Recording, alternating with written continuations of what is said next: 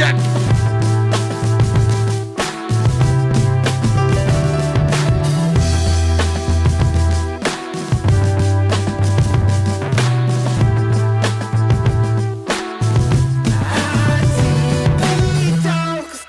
Oh, goodness, he does talk. He talks so much. He never stops talking. That's the subject of today and every day.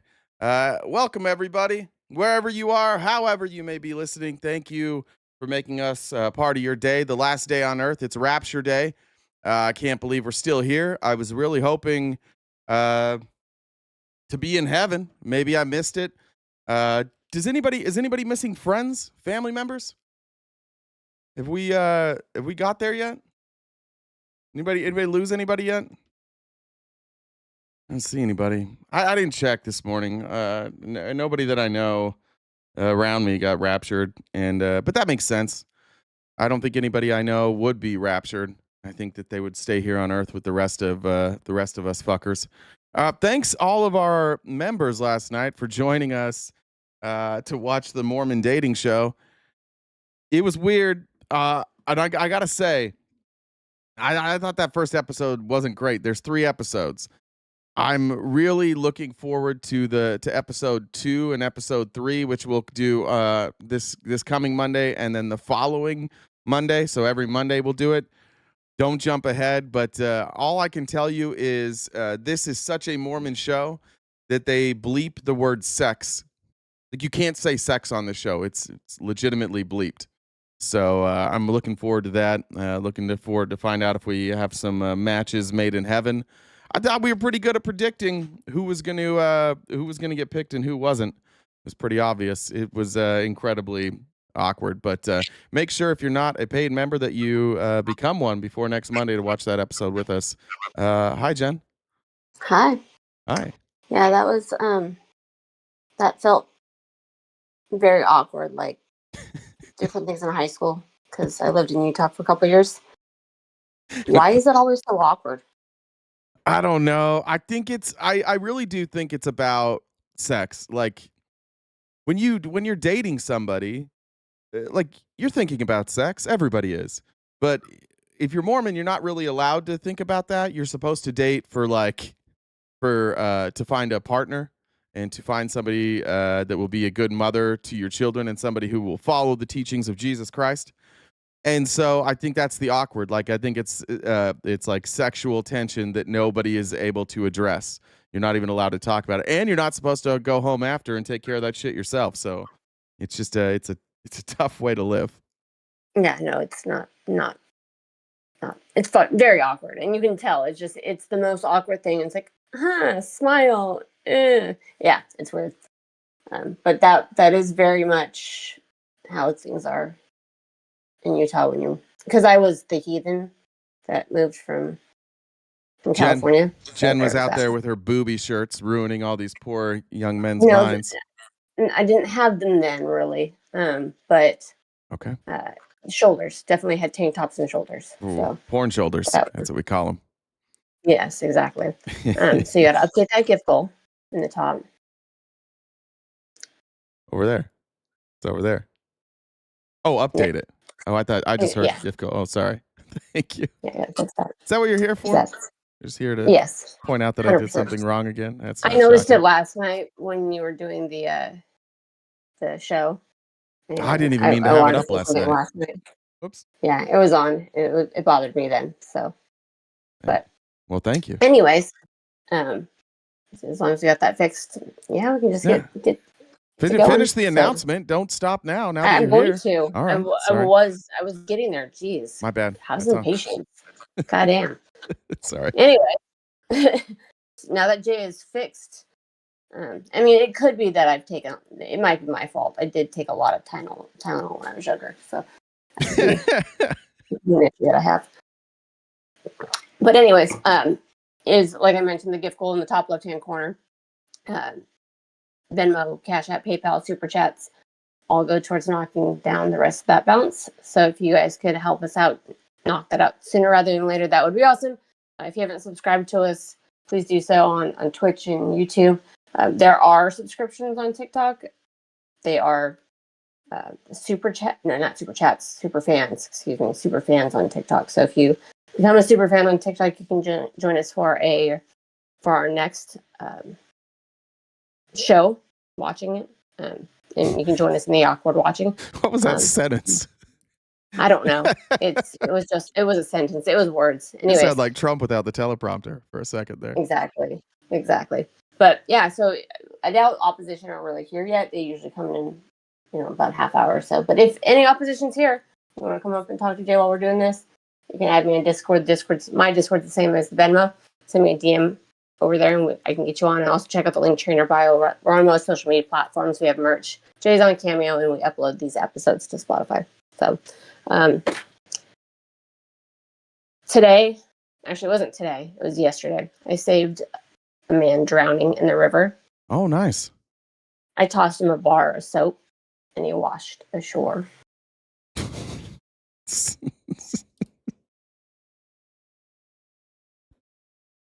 No. That was better than the joke on that dating show we watched last night. All right, let's jump into it. Today's one of those days where you can laugh or you can cry, and we're gonna laugh about it today. But first, I want to show you some polling from Harry Enton, everybody's favorite pollster. And since the hogs aren't here yet, we are going to show a CNN clip before they freak the fuck out. There's going to be a lot of CNN stuff today. There's going to be a lot of anger at CNN from our MAGA friends, and so sorry in advance. But here's some new polling showing the shift in this country. One of the most interesting polls we saw recently is that in 2016, 8% of Democrats had a favorable view of socialism, and now it's up to 30%. So we're seeing a massive increase in people recognizing that, like, maybe we got to try it a different way. And I think this polling is a little bit reflective of that. When Bernie Sanders first ran for the presidency about a decade ago, I just think it's just such a tectonic shift within the Democratic electorate. Okay, early choices for the Dem presidential nominee. Back in June of 2014, look, Hillary Clinton was way ahead of everybody with 69%. Bernie Sanders was like in 9th or 10th place with just 2%. Look at where we are right now in September of 2025. Look how much closer AOC is to the top now than Bernie Sanders was back a decade ago. She's at 12%, so she has 6 times his amount of support. But more than that, look how much closer she is to the leader. Gavin Newsom leads the field right now, but just with 21%. She is within 10 points of Gavin Newsom. I never thought I would have seen the day when someone as liberal as Alexandria Ocasio-Cortez is to the leader. She's 9 points back as opposed to 67 points back Bernie Sanders was a decade ago at this point. If we thought Bernie Sanders was a long shot back in June of oh no, it's not the CNN. 2014, at this particular point, AOC has a very real shot, at least according to the early numbers that we see so far. I can't believe it's been 10 years. That's what's freaking me out. Yeah, I know. Time flies. A long time.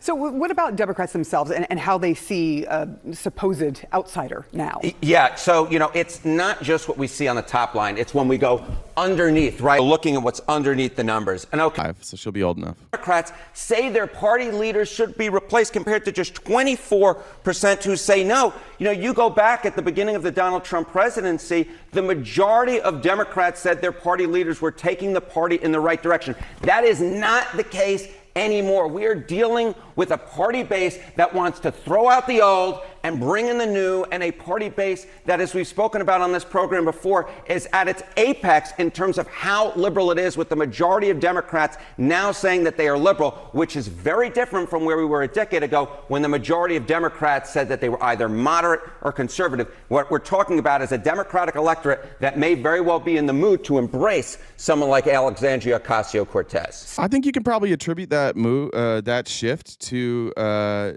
who the rising content creators have been on the left. I think, and then the distrust for places like CNN and MSNBC, and the dissatisfaction of Hakeem Jeffries and Nancy Pelosi and Chuck Schumer.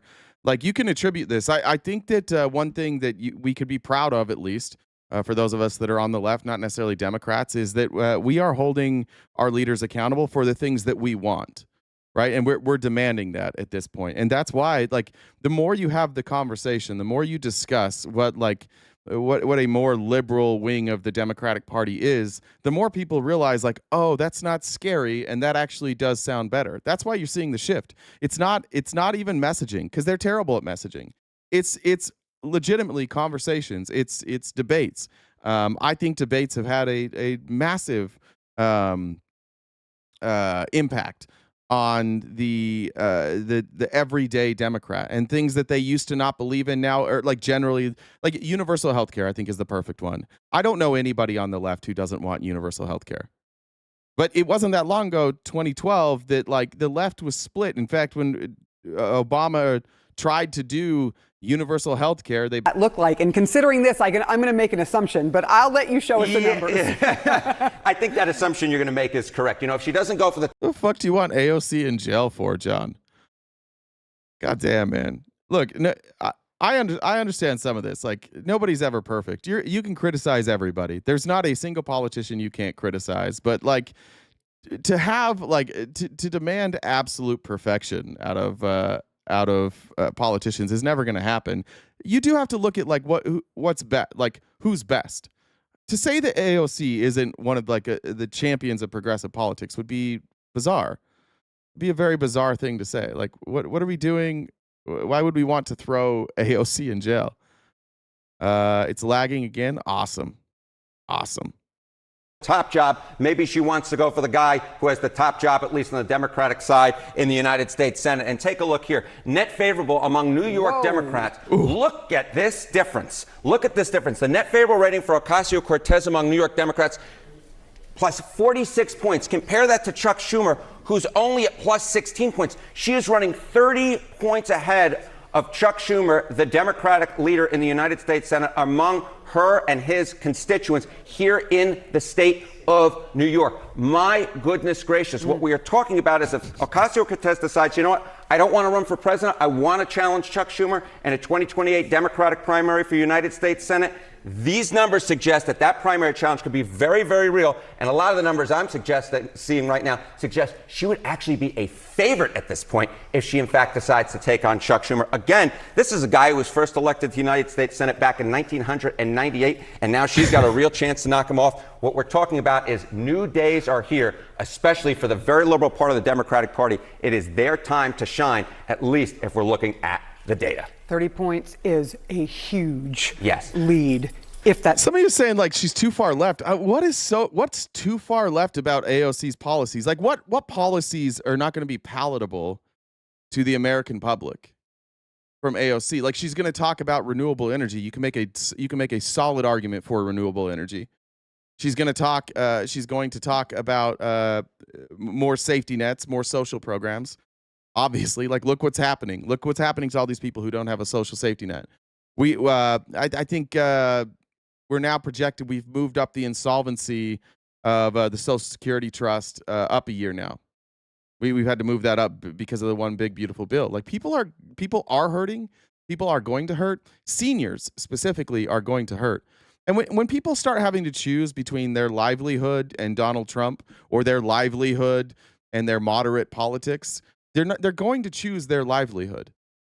If we've learned anything, it's that like pushing in a direction with a clear goal or clear messaging works. Like that's how Trump got the entire Republican Party to be like, we definitely have to do fascism. We're not going to call it that. We're going to freak the fuck out if anybody ever calls us that. But we definitely have to do fascism. That's the only way to save this. You guys laugh all you want about AOC. Laugh all you want. Not everybody is a bigot. Okay, I don't even my Republican friends who are like generic Republicans. They don't mind AOC. They don't view her as radical. What are they going to say? You're going to have every Republican be like, she believes in the Green New Deal. Oh no, cleaner air. No, you don't have to pay for gas anymore.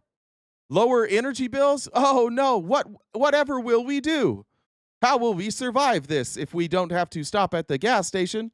Whatever will we do? It's not radical. It's literally just like common sense, and it's been proven. We not only like in America, we claim to be innovative, and in some ways we are, but like electorally, we're not innovative. We reject innovation it all turns, especially like conservatives. And when conservatives have a movement like they had in 2024, where they're able to regain power, everything just comes to a screeching halt. I'm gonna cover Trump's speech, ramble, whatever you want to call that, at the UN today.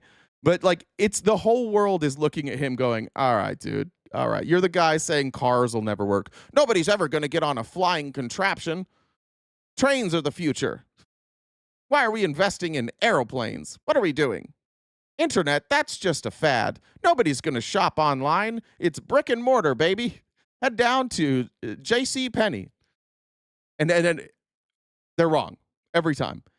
Every time we look at innovation, they're wrong.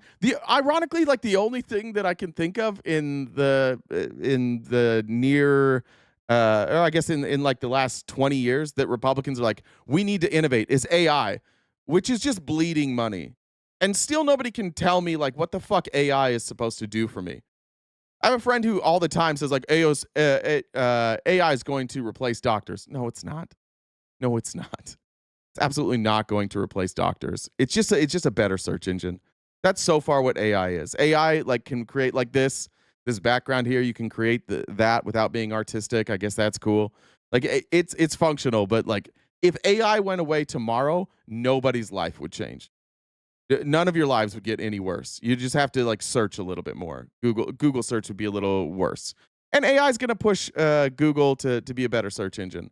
But that's about it. And I think that Republicans' push for AI has more to do with the alignment of this need for more energy and their complete obedience to the oil industry. And so when they see all this building, and they see all this need for power, they're like, oh, great, we can sell more oil. Let's not do renewable energy, though. Let's make sure that it's very fucking expensive. I want to show you this, too. Chuck Schumer went on CNN yesterday, or not Chuck Schumer, excuse me. Hakeem Jeffries went on CNN yesterday, and he was confronted with this same polling. Now, this is a YouGov poll. They don't put it here, but they did it in Harry Enton's. It's not a CNN poll. But Wolf Blitzer and I don't remember her name, were asking Hakeem Jeffries what he thinks about this polling. And this is why Hakeem Jeffries has to go. 62% of the Democrats want to see the leadership of your party replaced. Do these sorts of polls make you... DR3, but you're a software developer. That's what I'm saying. I'm saying the everyday person. The everyday person, AI going away wouldn't change their life that much. There's uses for AI, but it bleeds money. It's not cost effective at all. It's one of the least cost effective technologies I think we've ever had. Do you rethink your approach at all? How do you view this? Well, I think I understand why people all across the country, not just Democrats, are disturbed by what has been happening in this country and the extremism that has been unleashed on the American people. And we are in what I have referred to often as a more is more environment. We just have to continue to do more, to aggressively push back against the Trump administration and push back in a manner consistent with American values. More town hall meetings, more protests, more demonstrations, more speeches on the House floor, more speeches on the Senate floor, more hearings that are led by Democrats on the Hill, off the Hill. It's not what anybody's asking for. Your hearings are useless. We're fighting for the American people. No, you're not. You're standing in front of a microphone and you're saying shit. And nothing's getting done. This is not what this is such a misread of this data. The American people want us holding more hearings and fighting more loudly. Look, cool. We want hearings. We do want you to voice your opinion, but like, do something else. Do something different. You're trying the same shit. Everybody knows. Chuck Schumer said, just let MAGA shoot themselves in the foot, which they will. And that is a good strategy for winning back the House and the Senate. But if you just do that and then you maintain the status quo, nobody's going to take you seriously. When you come in and you just don't do what Trump did, and then you maintain the status quo, people are going to leave. Look what happened with Joe Biden. We have to be honest about what happened with Joe Biden. Yes, all of us that voted for Harris or Biden, we all would agree that Joe Biden and Harris were better options than Trump because they were going to stop the damage that Trump would do. But that's it. Did they really do much else? Not a whole lot else. Like the CHIPS and Science Act, that was all right. I don't like that there was all that funding and there was no return on investment. I'm not a fan of that. I think the infrastructure bill was good, but again, didn't tie it to any of the people who would benefit from the infrastructure bill. We have the richest people in the world in this country, and all of them, every single one of them, built their wealth off of the back of infrastructure that our government built. Every one of them, and we don't tax them appropriately. And Democrats do this. They have a good plan, which Chips and Science Act, good plan, infrastructure bill, good plan, but there's no repayment there. The people that get to use all of that, then they keep all the profits for themselves, and they start shipping that overseas, and they pay out foreign investors, and they pay out wealthy billionaires who keep investing, and they pay out dividends for people who invest in their stock. It doesn't really help the American public that much. That's what we need to see. Ironically, like the one thing I think the one thing, there might be others, the one thing that I like the most about the Trump administration is that when they cut a deal with Intel, they pick up part of the company. When they cut a deal with NVIDIA, they pick up part of the company. If you're going to give these people special exceptions, or if you're going to give them access to our infrastructure, then we should get a return on that investment as American people. That's the one thing I think Trump's doing well. It's the one thing MAGA doesn't want to acknowledge because it is socialism. Like, that's what they do. It's exactly what China does. So it's what Russia did.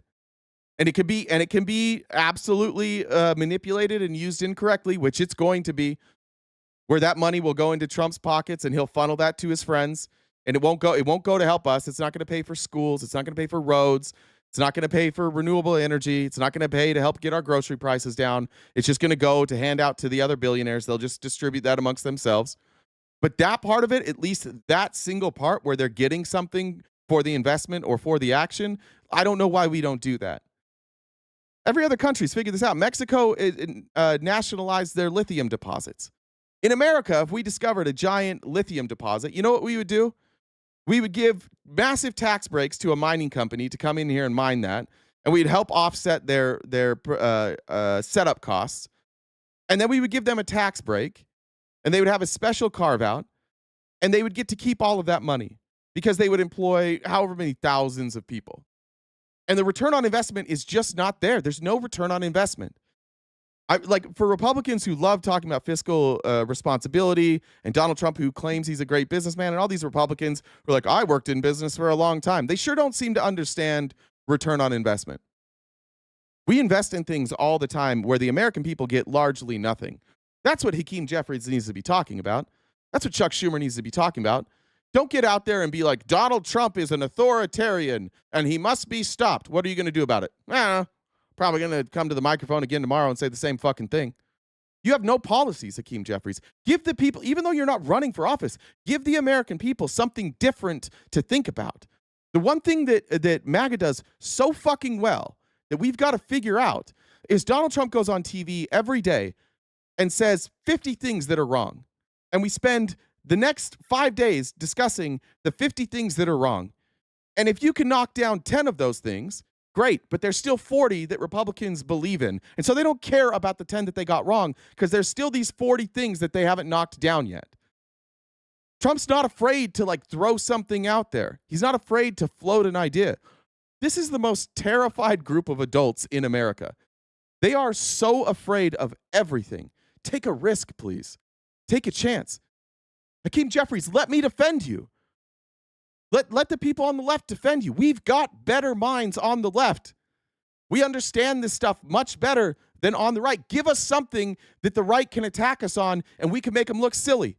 Start talking about universal health care. Talk more openly about renewable energy. Talk about the fact that China is beating our ass at everything. Everything. And they don't have to invade other countries to do it. And every other country in the world right now kind of loves China. Let us talk about that. Put something out there. Force CNN, force MSNBC, force Fox News to try and take down what you're saying. Force them to make an argument because they don't ever have to do that. All they ever have to do is say, we love Donald Trump. Everything Donald Trump says is correct. And you guys are just going to attack Donald Trump every day. Turn it around. Try something new. This is why nobody trusts you. This is why 62% say it's time for you to go. And if 62% of Americans say it's time for you to go, your only response should be, I'm out. Chuck Schumer is deeply unpopular. Nancy Pelosi, deeply unpopular. Hakeem Jeffries, deeply unpopular. Get the fuck out then. You guys, you wouldn't give us Bernie. You had to cheat so Bernie didn't win. You silence everyone. You handcuffed the fuck out of Kamala Harris when she ran, which apparently I'm reading some of her book. It's terrible. Her book is terrible. She's not going to come out of this looking good. And frankly, I would never vote for Kamala Harris for anything ever again after reading her book, which is wild. But dude, you got to go. Nobody wants you there. You got to go. Of course, more site visits. That's right. Won't endorse Mom Donnie. Mom Donnie's super popular. Won't endorse Mom Donnie. The country, standing up in defense of the American people, standing up in defense of law-abiding immigrant communities. Drew, she is the most qualified candidate of all time, Drew. Qualifications, though, don't always meet the moment. You don't get to do this thing. You guys have an actual brain dead person running the country. Like Joe Biden struggled to complete sentences. Donald Trump doesn't make any fucking sense. I'm not taking any of this shit from the right today, attacking Kamala Harris. She's smarter than you, Drew. She's smarter than I am. She's also just kind of a politician, and it's a little bit gross. But we're not going to talk about qualifications because she is the most qualified person ever to run for president in my lifetime by leaps and bounds. She's incredibly qualified. She just got caught up in politics.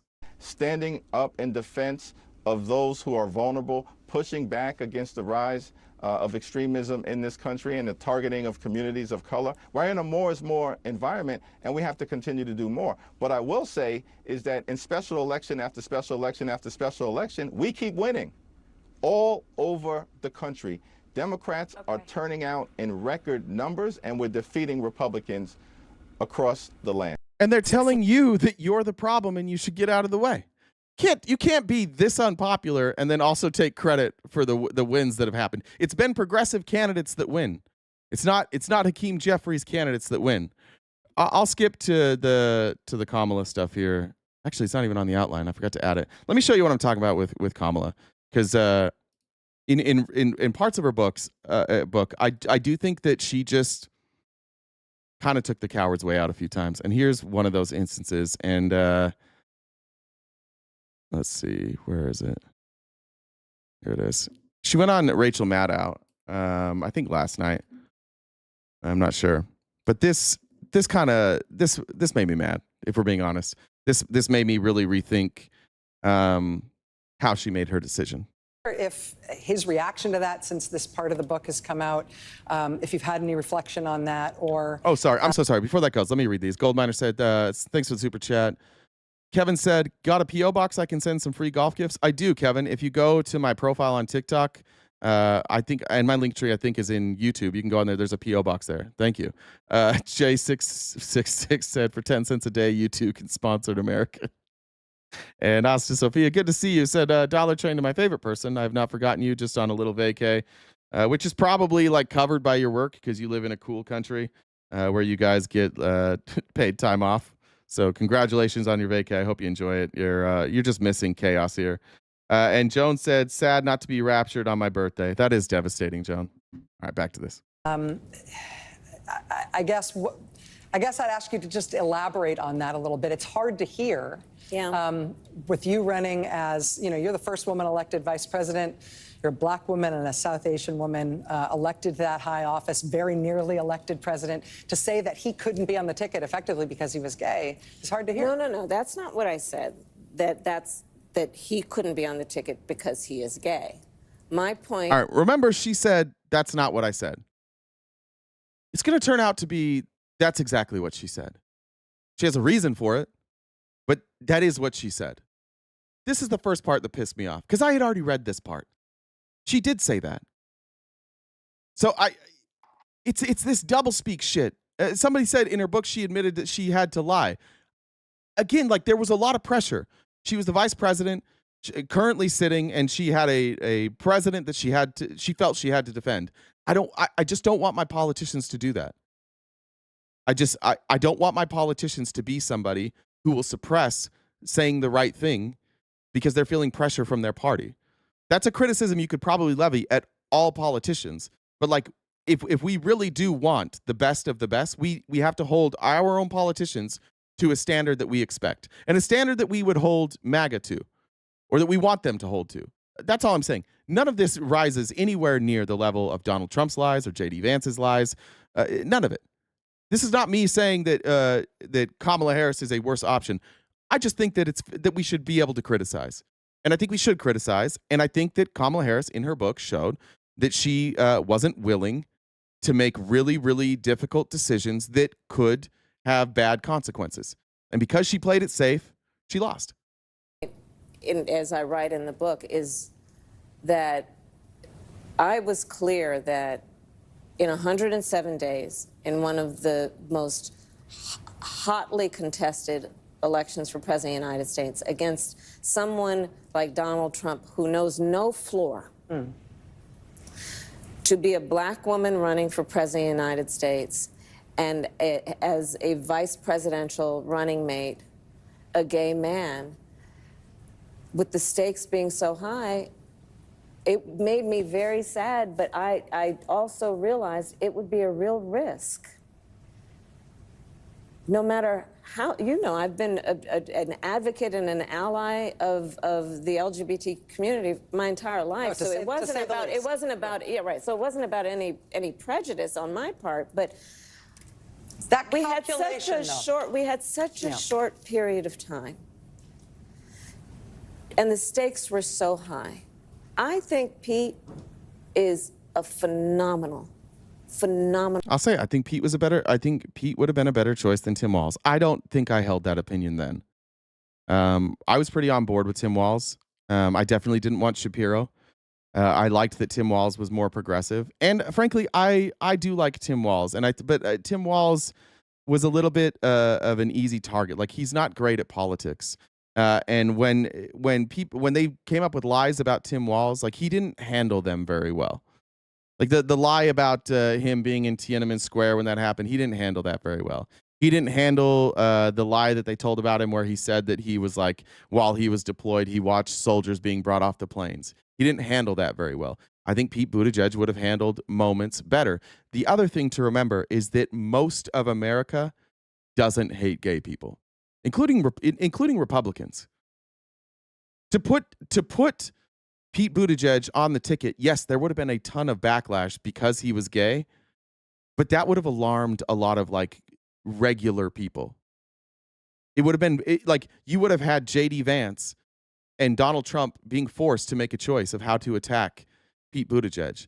And if they attacked Pete Buttigieg because he was gay, or they made comments about Pete Buttigieg because he was gay, the majority of this country, that wouldn't sit well with. A lot of them would still have voted for Trump. Maybe she still loses to Trump. Maybe. But it forces the GOP into a position where they're like, oh, no, we're cool. We're cool. Like, we're not bigoted.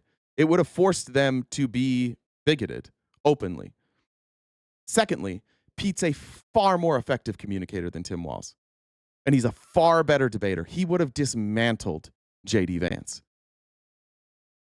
Tim Walz went in there because Tim Walz is a good person, and Tim Walz wants to believe in the best in everybody. And he allowed J.D. Vance to come in and have that debate and tone everything down and be cordial. And they turned that debate into a nothing burger. And that should have been an opportunity. That was such a miscalculation to allow that debate to be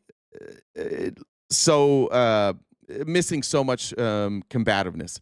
It needed to be combative. J.D. Vance was out there saying that immigrants were eating people's pets, that they were flooding our southern border. Illegal immigrants were flooding our southern border. And Tim Walz was not effective in combating that.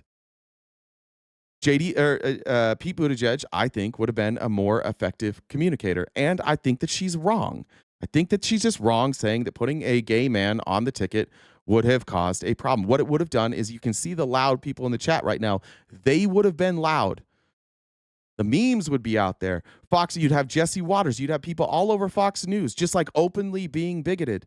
That has repercussions. And that alone could get people to switch or to get to the ballot box. Seeing openly how much this administration, this incoming administration, hates gay people would have been startling. I just think she's wrong here, and she did. She's telling you, like, I didn't not pick him because he was gay. He was gay. It's that I didn't want all the blowback because he was gay. That's the same thing. How's that any different? You're saying I want to protect marginalized people by not giving them a voice, by keeping that voice silent, by not platforming that voice? Like, that's a criticism that I get from the left all the time, fairly. It's why I try pretty hard to platform voices that are different than mine when we have that type of friction. I just think she's wrong here. I think that she made a bad call. Public servant. And I think America is and would be ready for that. But when I had to make that decision with 2 weeks to go, you know, and maybe I was being too cautious. You know, I'll let our friends, we should all talk about that. Maybe I was. Yes. But that's the decision I made, and I, as with everything else in the book, I'm being very candid about that. Yeah. With a great deal of sadness about also.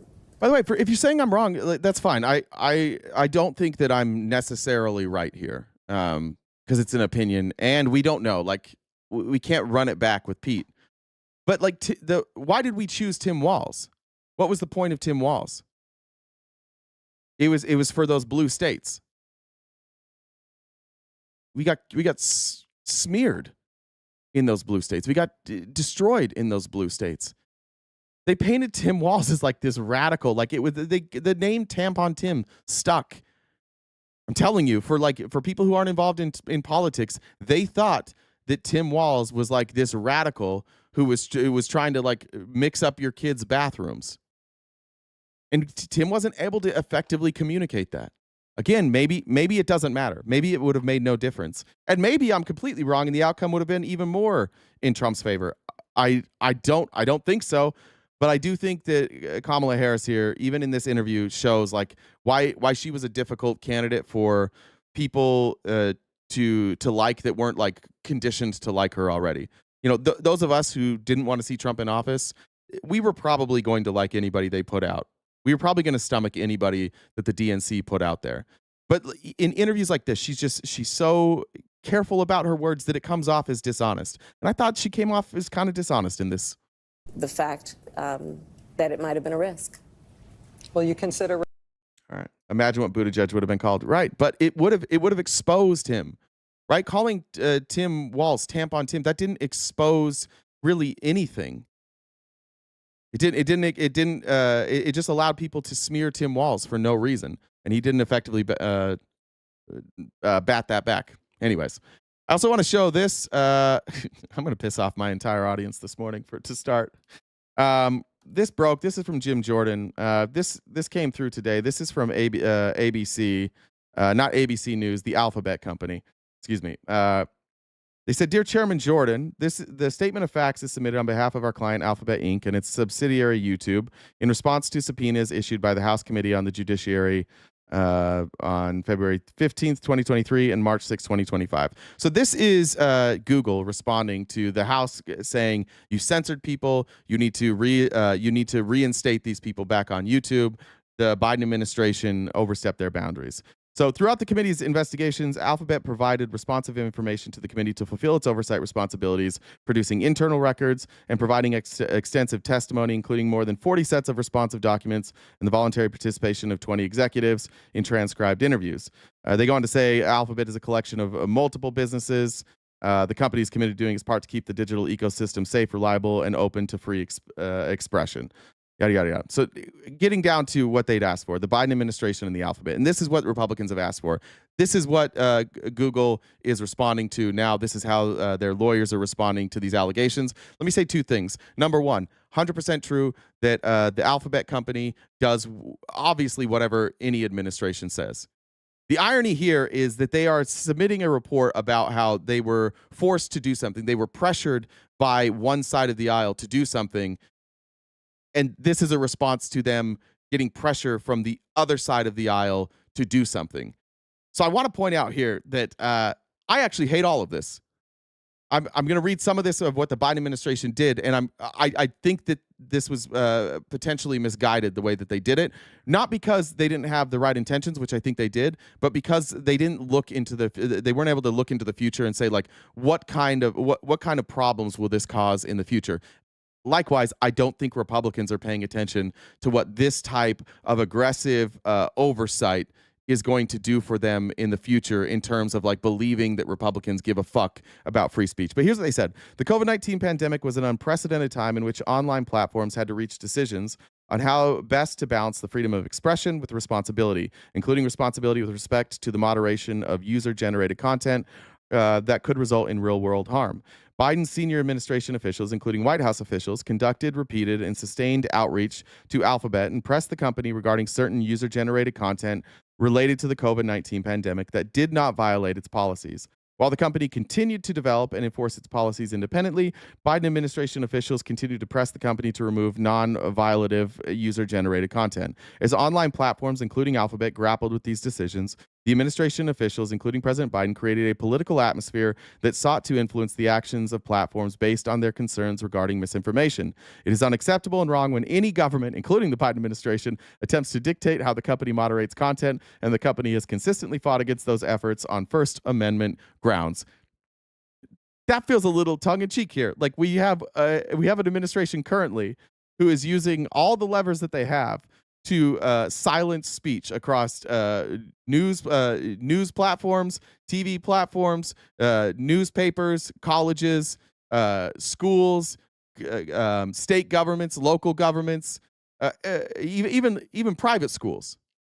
So this to me was kind of funny. They're like, it's unacceptable and wrong when any government, including the Biden administration, when they attempt to dictate how the company moderates content.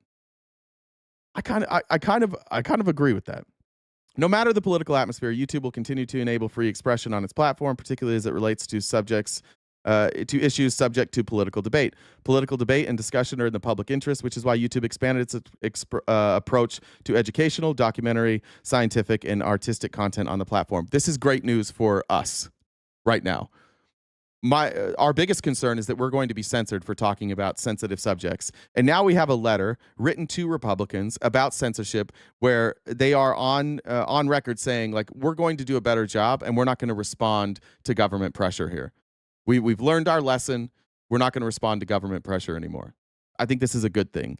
In contrast to other large platforms, YouTube, has not operated a fact-checking program that identifies and compensates fact-checking partners to produce content to support moderation.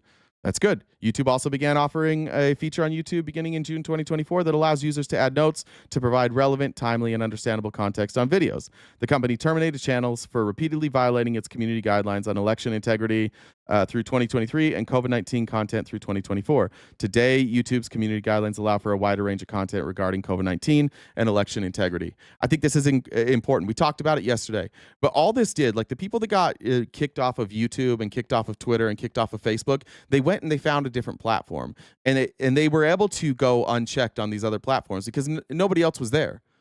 You didn't have left-wingers going there to combat that misinformation. And you can see the rise of people like Nick Fuentes and Alex Jones and even Steven Crowder. As they were removed, their brand grew because these people went with them. And then they were able to sit on a platform and say whatever they wanted, completely unchecked. And people kind of stopped even viewing their platform to fact check it, to hold them accountable. I think this is a good day for America, and this is going to provide an opportunity for everybody. This link is going to be provided in the Discord for this letter. This is a good opportunity for everybody. Anytime Republicans now start talking about censorship, we now get to point to this letter, and we get to say, guess what? You were right.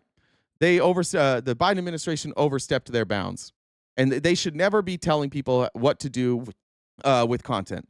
Their opinion should not matter at all. These platforms should allow people to speak freely, and they shouldn't moderate content like this. This is a win for everybody. So keep this letter handy. I won't read the rest of it, but keep it handy there in your arsenal when you're having this conversation. All right. Do we get anything about? Let me say anything. You have such high hopes for the American people, Tony. I do. I'm an optimist. Gold Miner said thank you. I appreciate you, Gold Miner. I'm gonna check over here.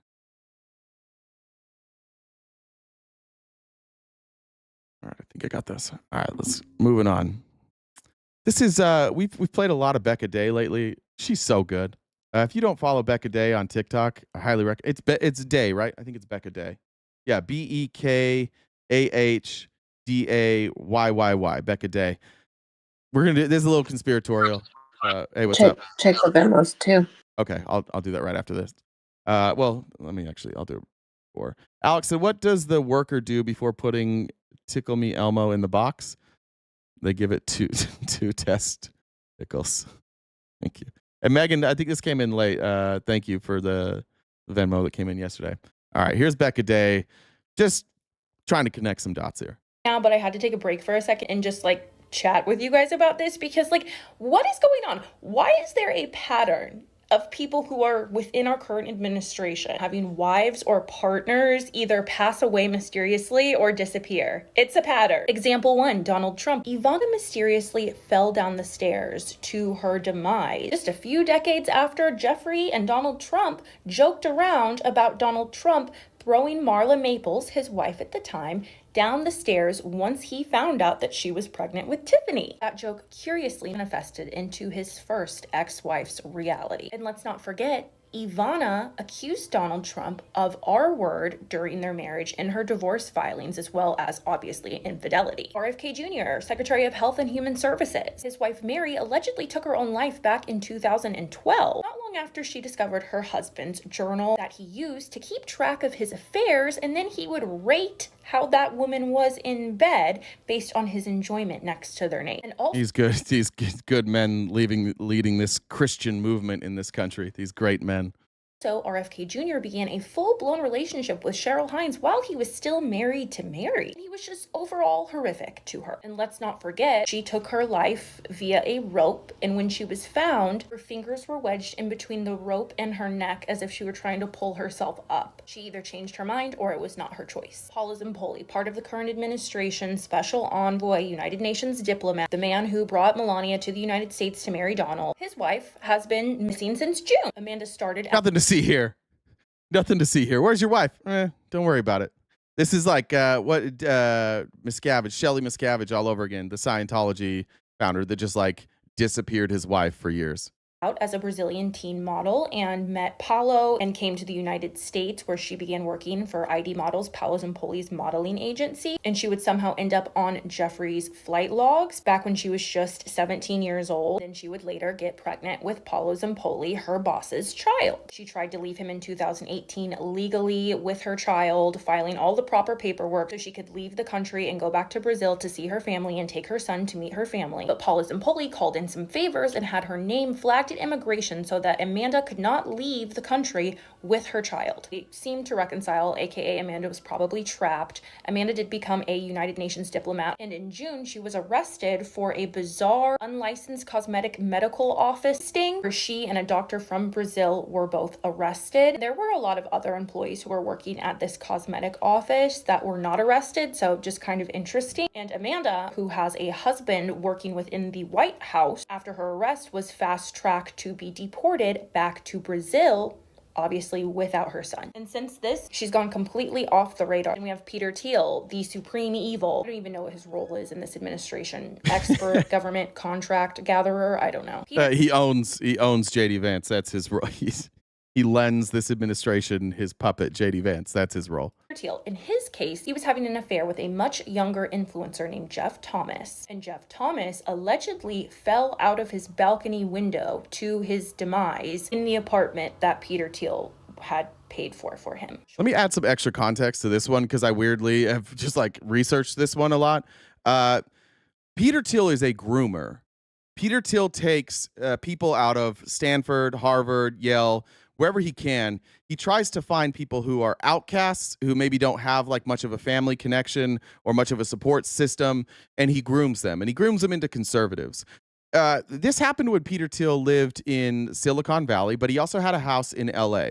And Peter Thiel, who is gay, who was not openly gay until I think 2013, when the gossip magazine Gawker outed him as gay because of this boyfriend. Peter Thiel was throwing these crazy like sex parties in LA without his husband, and it would just they would have massive parties all the time. And this guy, what did they say? What's his name again? Jeff Thomas. Peter Thiel bought him a home, or at least allowed him to use that home. It was a very expensive home.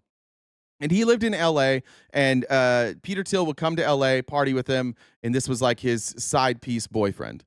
Eventually, when Peter Thiel started becoming like more openly political, it bothered Jeff Thomas because as a gay person, he was like, how are you aligning with these folks?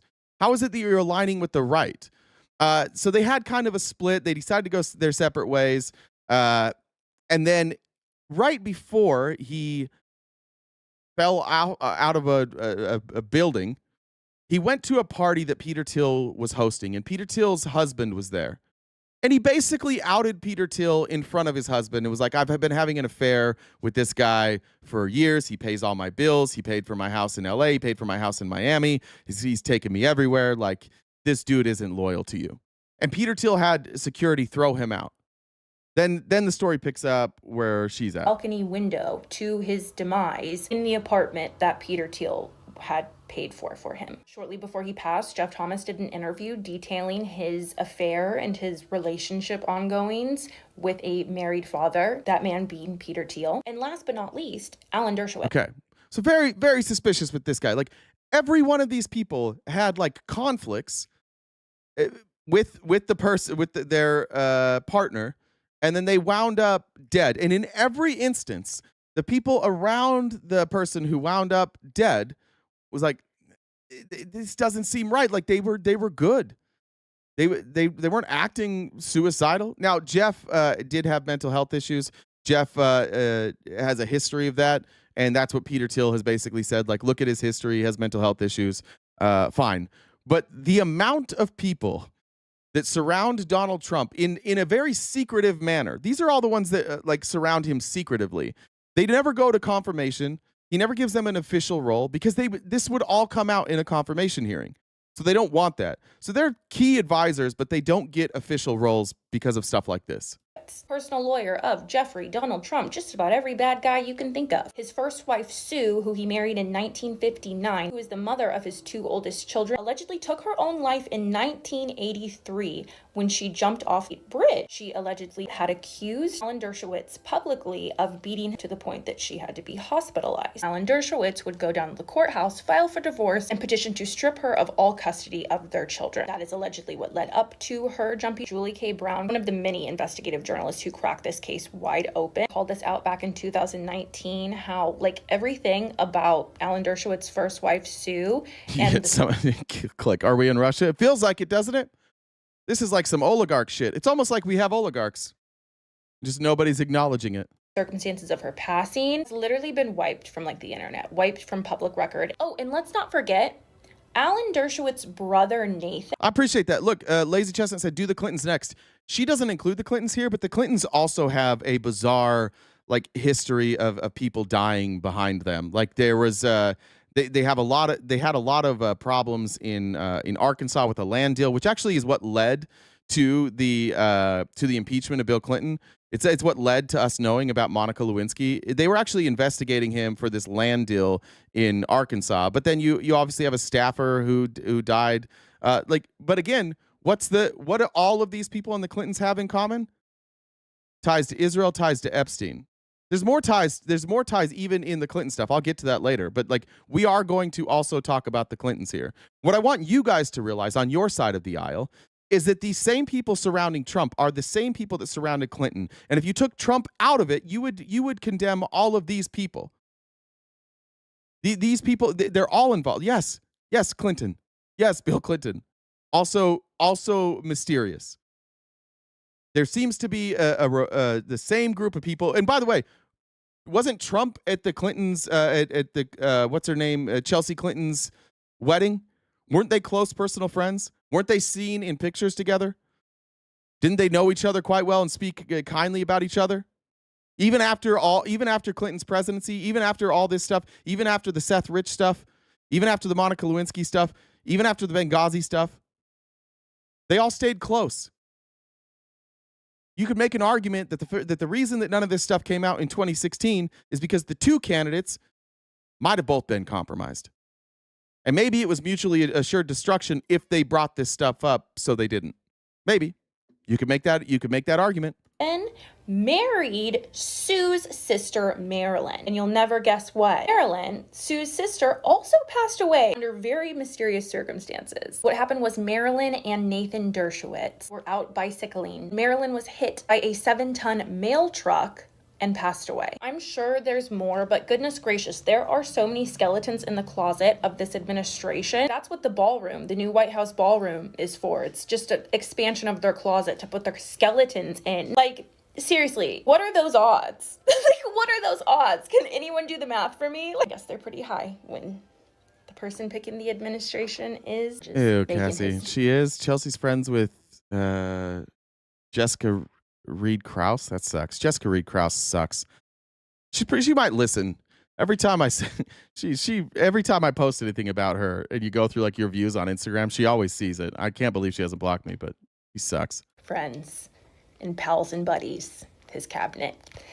Anyway, I'm going to go back to editing my deep dive now. I just had to share that with you. All right. Once again, you can see it there. That's Becca Day. I don't think Becca does. I don't think Becca says that all this stuff is necessarily true, but she does deep dives and she links a lot of things. But I'm going to skip. Who has the outline today? Is it Kim? Kim, I'm going to skip to 11 right now just so that we actually bring this in. Because I want to show you, we're going to talk about Israel here in a minute, and we're going to link all of this stuff back together. Here was a clip from, when did they post this? From July of this year. I think we might have actually covered this. I know I've seen it, but I don't remember if we covered it or not. So I apologize if we're seeing this a second time, but this is from Breaking Points about how Israel wound up being deeply connected to the Clintons in the Lewinsky scandal. Let's also take a trip down memory lane. This is crazy. The 1990s, Benjamin Netanyahu, Bill Clinton, and Monica Lewinsky. Stick around for this one. So in a scandal that has been largely lost to contemporary memory, Israeli Prime Minister Benjamin Netanyahu was alleged to have blackmailed then-President Bill Clinton by revealing to him that Israel had collected tapes of phone sex calls between the 42nd president and White House intern Monica Lewinsky. The story is worth revisiting amid allegations that Jeffrey Epstein was involved in a long-running Israeli blackmail operation of his own. So Clinton met with Netanyahu in the Oval Office in February 1997.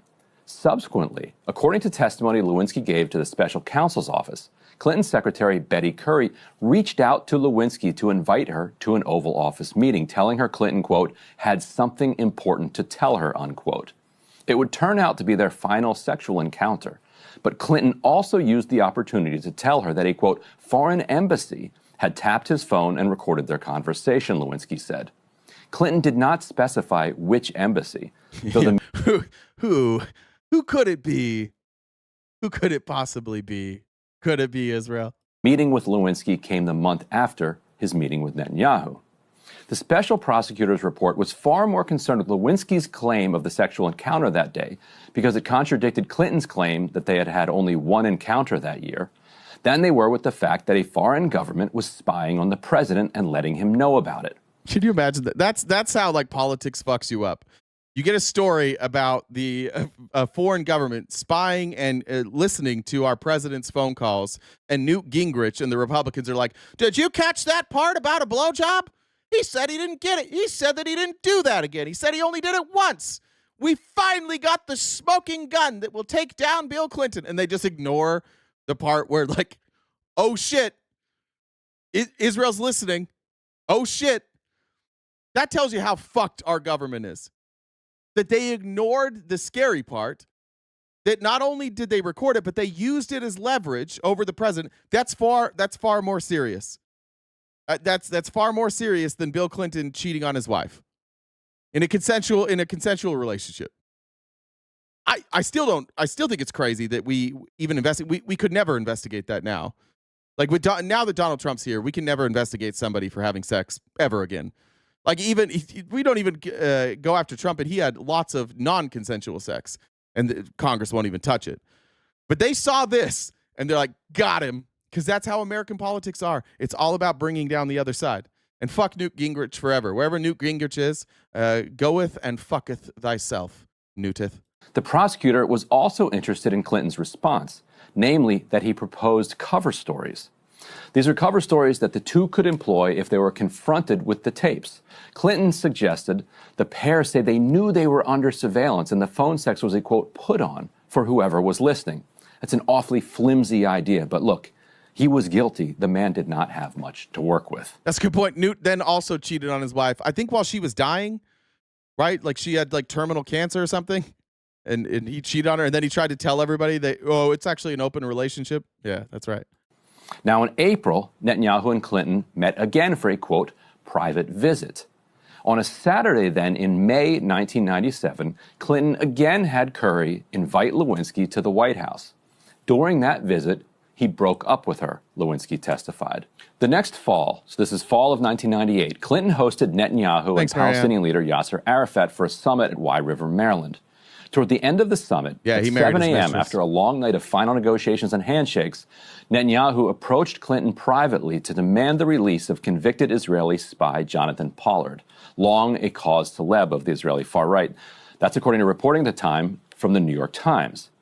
Now, Netanyahu brought up the sex tapes in the context of the Pollard demand, according to subsequent reporting by Washington Examiner editor Daniel Harper. That's what it was, Big Stefan. That's right. He supposedly told her in the hospital while sick, while she was dying, that he wanted a divorce. That's right. I remember now.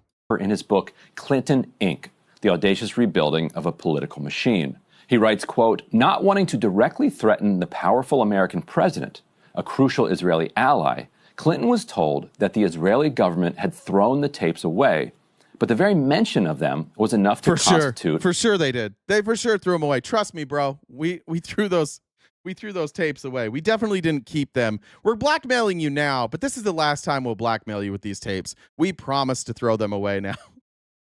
Gotcha. Somebody mentioned that, who was it? I think it was Cassie, said, like, we're getting too close to Pepe Sylvia. This whole fucking thing is starting to feel like It's Always Sunny in Philadelphia. Like, remember with the lawyer, they like keep eating the contracts, and he's like, yeah, I've got 1,000 more of these. I made thousands of copies. That's exactly what this feels like. A form of blackmail, Halpern reported. The talks almost broke down as CIA Chief George Tenet told Clinton he would resign on the spot if Clinton agreed to the terms. So instead, Clinton agreed to, quote, review Pollard's case. He did not release him. Pollard was eventually freed in 2015 under the Obama administration. Now, on the last day of his first term, Trump pardoned Pollard's handler. Back in Israel, Pollard is now an outspoken supporter of extremist National Security Minister Ben-Gvir. Itamar. If you think for 1 second that this guy's not important, remember this face and remember the name Pollard. Okay, because we're going to talk about Pollard here in a minute. Ben-Gvir, and has called for the full ethnic cleansing of Gaza. I don't know, Emily, what do you think? What did Netanyahu tell Bill Clinton? I'm so curious. There's another foreign embassy that this could be? All right. Let's just keep connecting dots. This is fucking crazy. I've realized how weird it is that we're covering this. I was thinking about it this morning. I was like, God damn, if you would have told me this shit like 2 years ago, I'd have been like, that's the craziest conspiracy theory, because I didn't know anything about it. But the more you learn about Israel, the more you learn about and you watch in real time how they control members of our government, the more easily digestible this stuff becomes. So I want to go now to here it is. Is this the one? Yeah. To talk about that Jonathan Pollard guy. This was number 10. Here's Jonathan Pollard. Now, again, this is the person who's a U.S.-born Israeli spy. Somebody who has consistently said, like, if you are an American, you're an Israeli. Like, your interests are connected. If something happens to Israel, it happens to America. And he has spied on Americans for Israel as a U.S.-born. Like, this is an actual traitor. This is actually a traitor. And he's now running for I don't know if you say Knesset or Knesset, which is like the parliament in Israel. Just listen to this guy. Here's what he thinks about Gaza. These are the types of people that our government is aligned with, and who, by the way, we give protection to. Jonathan Pollard was, I believe it's Trump that pardoned him. Is it Trump that pardoned on his way out the first time? I'm pretty sure. Yeah. This is a guy that Donald Trump pardoned. You can see here. Pull it up from AP News. For a second, I thought it was Biden, but Donald Trump on Wednesday granted a full pardon to Avim Sela, the handler of convicted Israeli spy, or excuse me, the handler of convicted Israeli spy Jonathan Pollard, as part of the outgoing president's spree of clemency actions in the last hour. Pollard, a former Navy intelligence analyst, sold military secrets to Israel while working at the Pentagon in the 1980s. Sela, a retired Israeli Air Force officer, enlisted Pollard to spy for Israel and fled the United States after Pollard was arrested in 1985. Sela was charged in absentia on 3 espionage counts, but was not extradited to the U.S. from Israel. The Pollard case severely strained relations between Israel and the United States. The White House said in a statement that Sela's request for clemency received backing from Netanyahu, the Israeli ambassador in Washington, the American ambassador to Israel, and Miriam Adelson, who gives billions of dollars, the widow of Republican mega donor and Trump supporter Sheldon Adelson, who died last week. The state of Israel has issued a full and unequivocal apology and has requested the pardon in order to close this unfortunate chapter in U.S.-Israel relations. This dude sold secrets, military secrets, to Israel. And then Israel's like, we're sorry. And then he just got a pardon. So Sela getting the pardon. Then Pollard said, welcoming Sela's pardon, it puts an end to the bleeding wound of an incident after 35 years. An incident. You tell me if this guy is a friend to the United States or a friend to humanity. Believe it or not, I like Israel Katz. I know him personally. I would consider him a friend. I was proud that just a day after on October 8th, he immediately said no water, no electricity, no food, no nothing until our hostages came out. And that was the correct policy to have at the time. But then Bibi broke weak and whittled it down to the point where we are broke weak. What the fuck? Wait, hold on just 1 second. All right, sorry. Are now, it's hard for me to admit this. We are now feeding our enemy. This has never happened in history before, and you have to ask why. And I don't want to hear this business that it's consistent with Jewish morality. It isn't. Anybody saying that doesn't know anything about Jewish morality. This guy's saying that, not committing a genocide or giving food to people who you're at war with is against Jewish morality. I don't know. I'm not a scholar here, but I have read the Old Testament, which I know is at least part, and I don't think that it says that. I don't think that it says that you should starve innocent people who are associated with your enemy. I don't know. I might have missed that. At all. Well, I think also our leaders have had their necks in a vice grip by other countries who. Okay, let me give you an example of that. I was criticized very heavily for opposing the ceasefire, the American imposed ceasefire in Lebanon on us. And I was told by certain people in the government, look, we didn't have choice because we were being threatened with a complete cutoff of arms. So I listened to this, and the individual telling me this. The people that were giving us all of our ammunition to indiscriminately bomb other people in the Middle East said, stop it or we won't give you arms anymore. We were so handcuffed by them. The audacity of those people to tell us to stop bombing other countries. Said, you don't believe this or what? I said, well, I believe that the Biden administration, as I called it, did threaten us.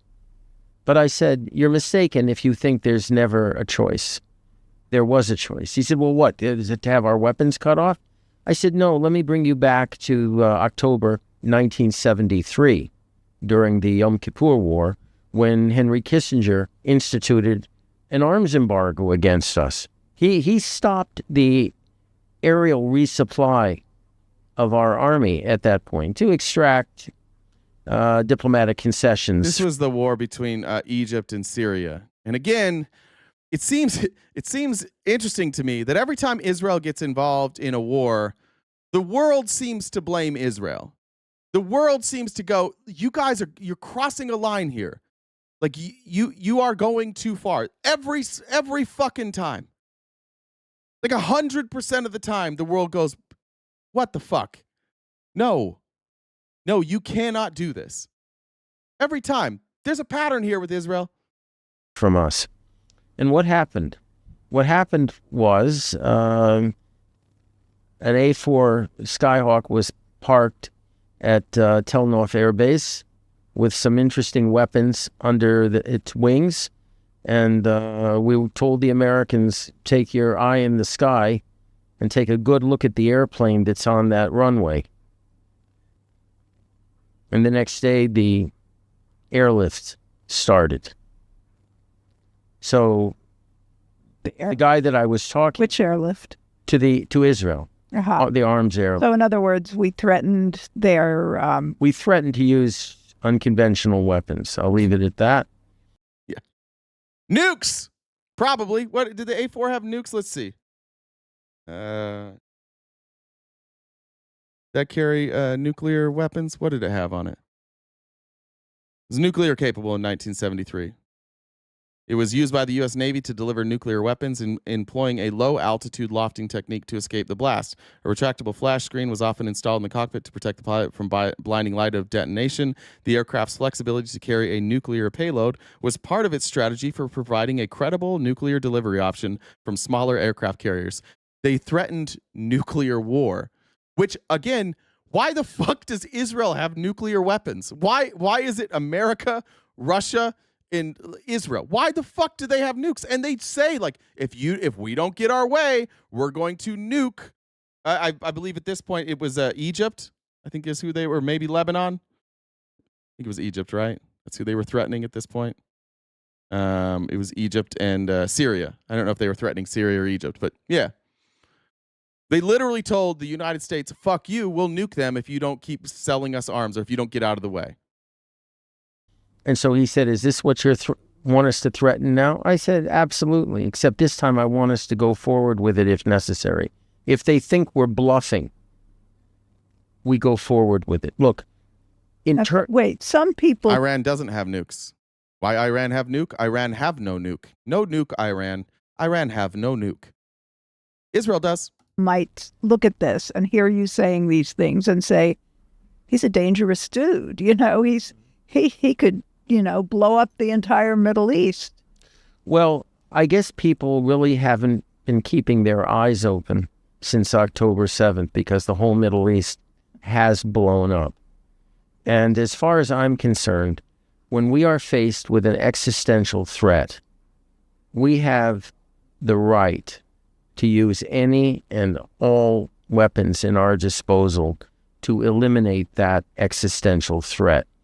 Look, a lot of people don't know anything about, academically speaking, nuclear weapons at all. What they are, how they can be used responsibly. And I'm tired of using euphemisms. I'm tired of saying, well, we have something, in the basement, but we won't be the first to introduce nuclear weapons in the Middle East. It's enough already. The thing about Israel is, like, no matter how things end in Gaza, they're going to keep doing this. It's unconfirmed, so I'm not. I don't have a confirmation on this. I think they in Libya, I think is where somebody correct me if I'm wrong. I think it was that they had another attack on Libya, and there are allegedly 5 Americans who were killed in that attack. Now, the State Department is saying that they are not American. The father certainly was an American citizen at some point. The State Department's evidence that they are not American citizens is like an unprocessed visa application for one of the children. We'll see. I don't know, but that's what they're saying right now.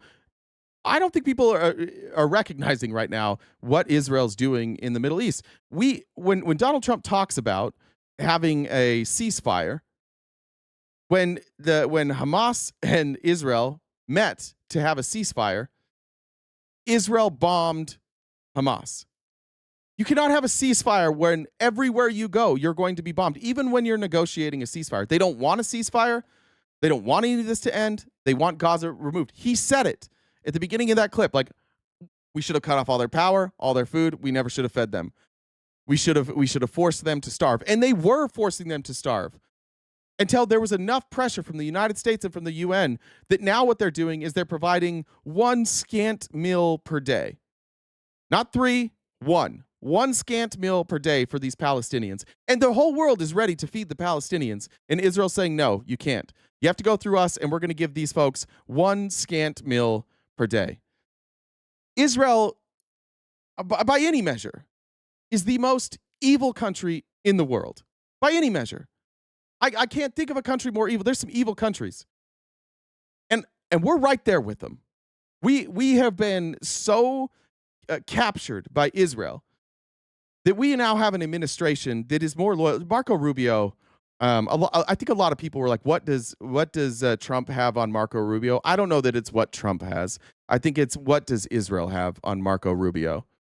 Because Marco Rubio went from being like a little bit of a voice of reason in the Republican Party to a Secretary of State who is just justifying murder over and over and over again. Not only in Israel, he's justifying it in Venezuela. He's saying if there's a boat and we suspect that you have drugs on that boat and you're in international waters, we will blow you up. Do you have evidence that there were drugs on that boat? We do not. It's just what we're telling you. We're just going to tell you that. We're allowed to now murder people in international waters just because. And we're allowed to arrest people and throw them in jail if they are not pro-Israel. If you're here and you're on a visa and you aren't backing Israel, you don't get to be here anymore.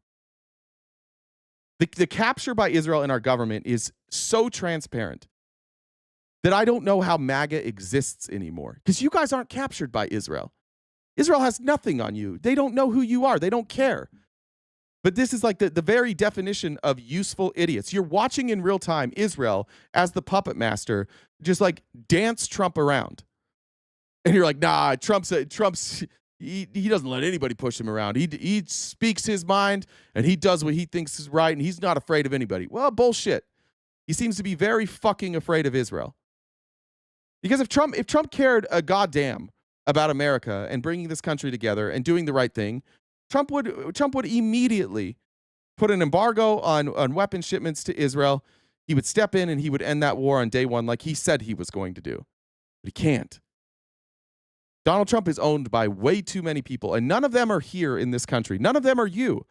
All you that put on that MAGA hat, who put Donald Trump on your ballot, you checked that box next to Donald Trump, he doesn't fucking care about you. He cares about Russia. He cares about Israel. And he cares about all these other countries now that are just openly bribing him. And he cares about the oligarchs in this country and making them rich. And you're sitting back watching this all happen to you going, yeah, we're next, though. I know he's taking care of them, but it's gonna trickle down. It's coming to us next. It will never show up for you. I think the Charlie Kirk Memorial is the most blatant evidence that Donald Trump doesn't give a fuck about anybody. He took a memorial for Charlie Kirk and turned it into a campaign rally. For fuck's sakes, they were selling merch. Who sells merch at a memorial? Who turns a memorial about Charlie Kirk into a campaign rally? Tell me in the chat, what are the nice things Donald Trump said about Charlie Kirk? What are the personal experiences? I only found one story of a personal experience about Charlie Kirk, and it was from his wife. Who, by the way, at a memorial for her husband, you're going to come out to fucking pyrotechnics? Do you know how weird that is?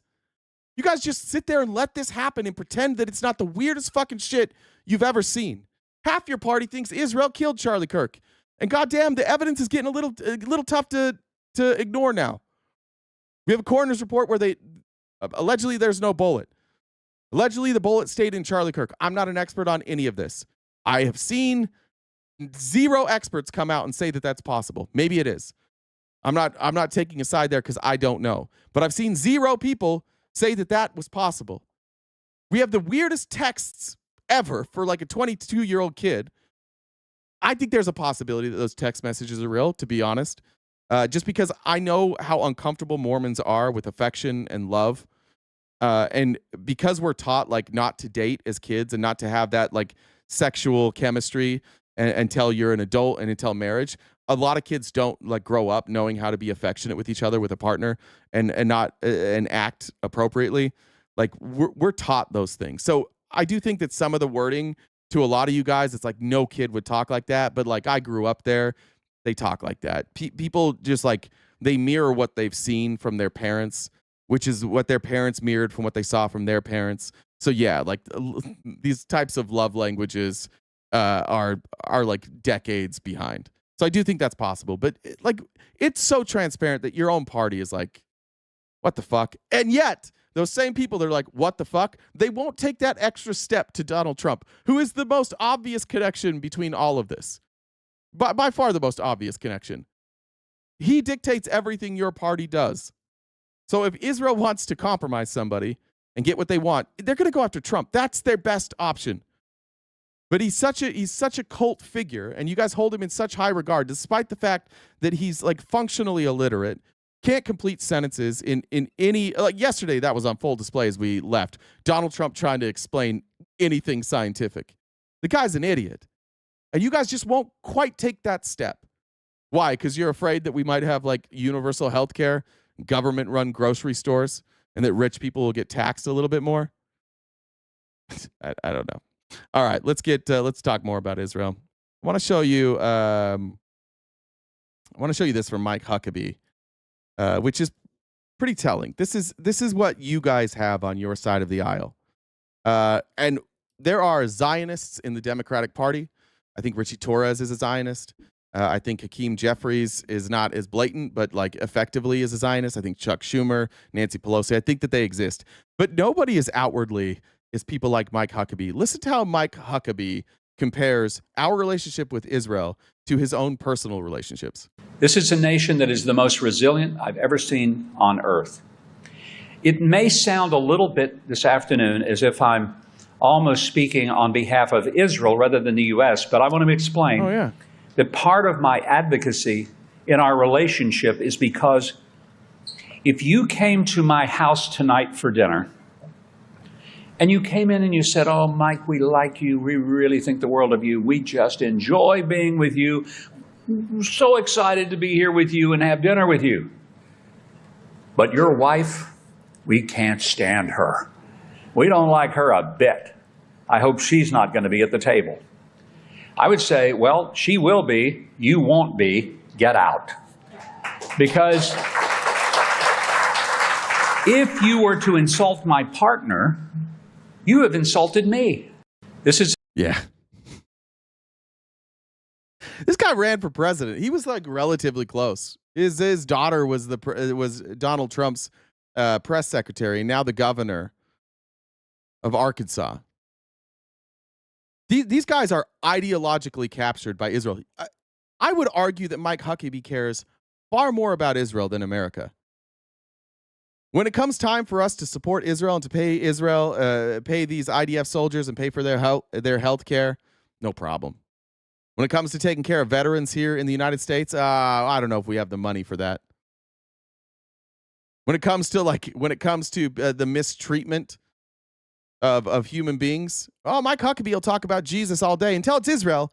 And then the mistreatment of human beings and children, it's fine because that's my partner. By the way, if I was married and my partner was doing a genocide and somebody was like, I don't really want to have dinner with you because your partner's doing a genocide, I would say, oh, that makes sense. And then I would stop being partners with that partner because they did a genocide. That's a deal breaker for me. It's not a deal breaker for Mike Huckabee. These are blood oaths. These are loyal to the death, no matter what type of oaths, to a foreign country based on this myth of Judeo-Christian values that we've discussed ad nauseum doesn't exist. There's no such thing as Judeo-Christian values. When they tell you Judeo-Christian values, what you need to hear is, you're a Christian, we're adding Judeo in here so that you'll support Israel. And these folks get millions of dollars from Israel. They get all these funded trips, and they are carefully curated trips. I don't think that we should be necessarily... I don't think that we need evidence that these people that go to Israel and support Israel to their dying breath, I don't think we necessarily need to say that they have blackmail or that they're being paid obscene amounts of money. Some of them are just fucking dumb and don't recognize when they're being played. and don't recognize that when they go to Israel, they have this carefully curated tour that reaffirms their Christianity and reaffirms the importance of Israel existing to their Christianity.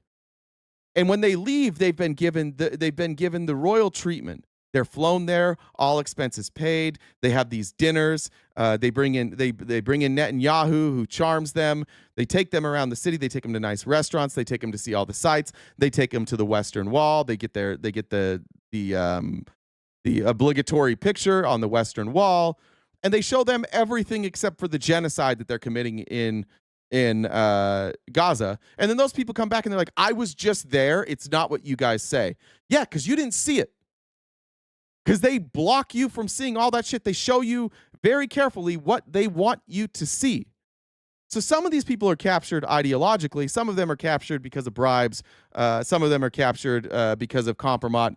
It doesn't matter. Israel will use every tool at their disposal in order to gain this type of influence and power. And all it takes is with these dummies like Marjorie Taylor Greene and Senator Mullen and what's the guy's name that we showed yesterday? The bald guy that has the 2 prosthetic legs.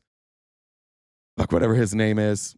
Like they just get all this loyalty for no reason. This is the most evil country on earth. I think by leaps and bounds. This isn't a one-off thing what they're doing in Gaza right now. They've been doing this. They've been doing this as long as I've been alive and further back. They drag us into war. The blood on Israel's hands for the amount of Americans who went and fought in the Middle East and died for Israel. Like, why are they still a partner with us? I just don't get it. Danielle said, it's not real, Israel has never been attacked. Everything that has happened has been in response to their offensive attack on whatever country they choose to bomb. I mean, I think people are going to say October 7th, but I understand what you're saying, that like there were a lot of events that led up to that. It's not the first time that there's been friction between the two. So I agree with that. Sabrina says dispensationalism lays out why this is happening. I'm not super familiar with that, Sabrina. I'm going to look into that. Rude says the Talmud justifies genocide and grape context. I think, frankly, I think every religious book I've ever read from that age justifies both genocide and grape. Lunchtime said Buttigieg would have fired up the base. You're on target, RTP. Maybe. I agree with you. I do think I'm right about that, but I don't want to say that somebody else's opinion on that's not valid. I have my own viewpoint, which is biased by my experience. So, Jen, are you here? Yeah, I'm here. Did you see the warning I dropped in our chat that we about the AI generated stuff? Yeah. Yeah, it's because of our image in the background. It just came on though. That's weird. Anyways, all right, we've got about 2 hours left of the show. We do this each day, Monday through Friday, from 9:30 to 1 Pacific time. So while I'm doing my announcements, Jay's going to update the gift goal total. And then we've got 2 other super chats that came through also. So there, Tanya said, "Happy Tuesday. Hope you have a great day." And then Holden Daly said, "Have you talked about how kid's wife worked for Trump before she married him?" Kid's wife? I think it means Kirk. Yeah. Yeah. Through Trump's, it is kind of an interesting story. Like, she got a letter in the mail to which maybe that was common. I don't know, to be involved in pageants. And then she worked for Trump's modeling agency. The rumor is that Trump actually introduced Kirk and Erica. And there's also a weird move to Arizona from Charlie Kirk's Erica's family. Like, her mom came here and worked for a defense contractor. I can't remember who, that has Israeli ties. There's a lot of stuff there. Again, it's hard to know. It's hard to know which stuff to follow, but yeah, that's out there. And if anybody knows more details on that, please share them with me. But yeah, I've seen that stuff. Interesting. So we've got about 2 hours left of the show.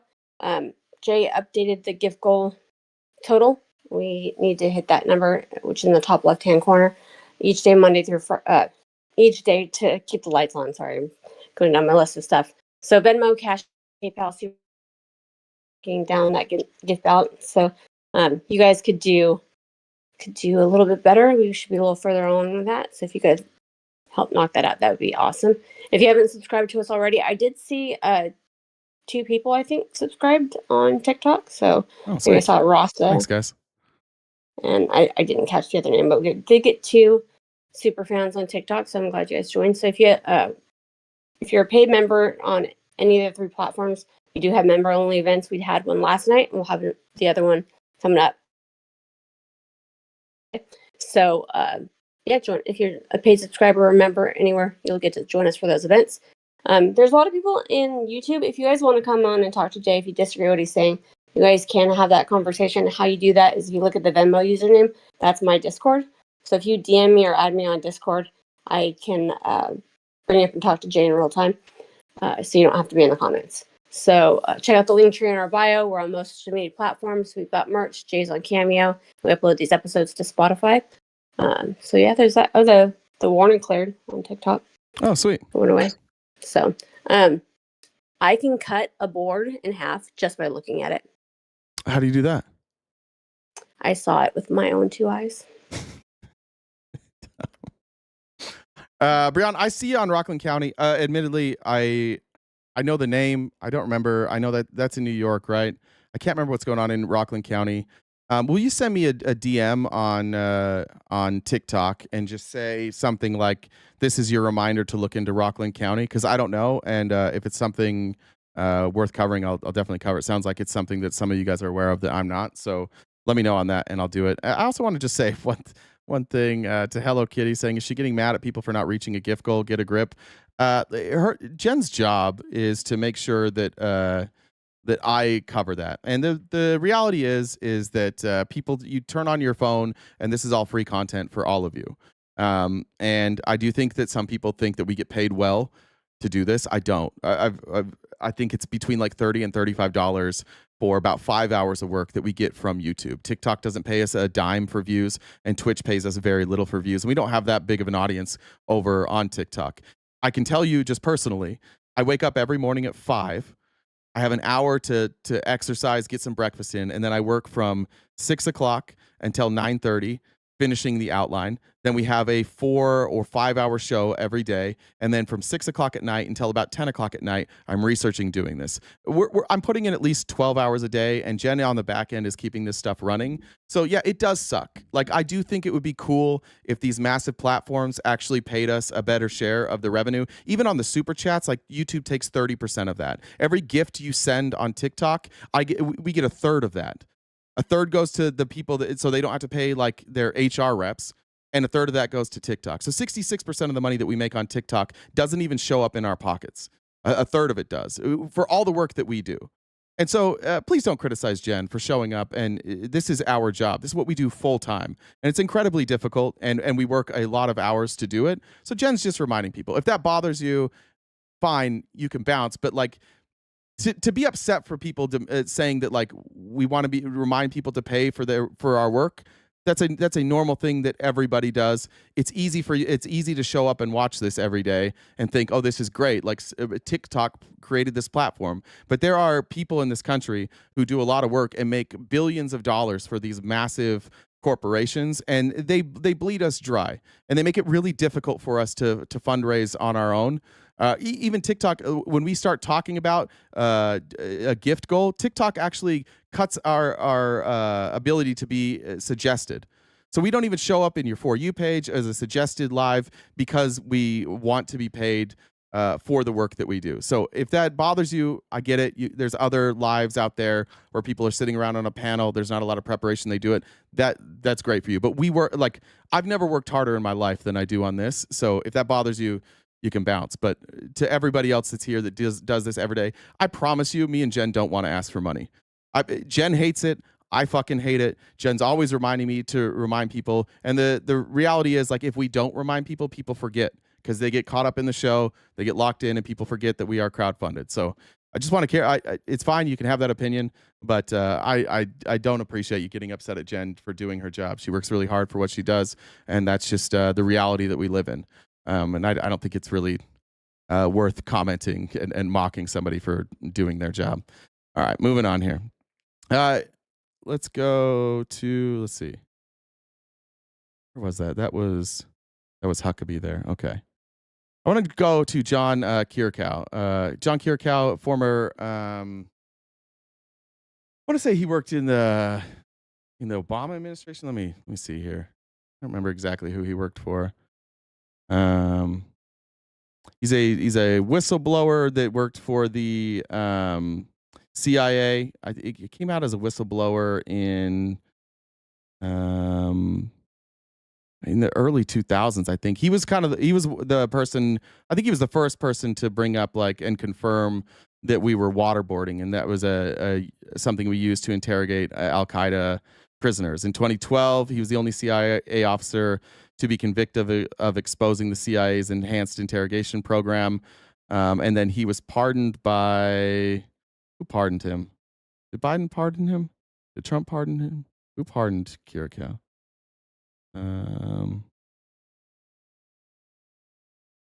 pardoned him?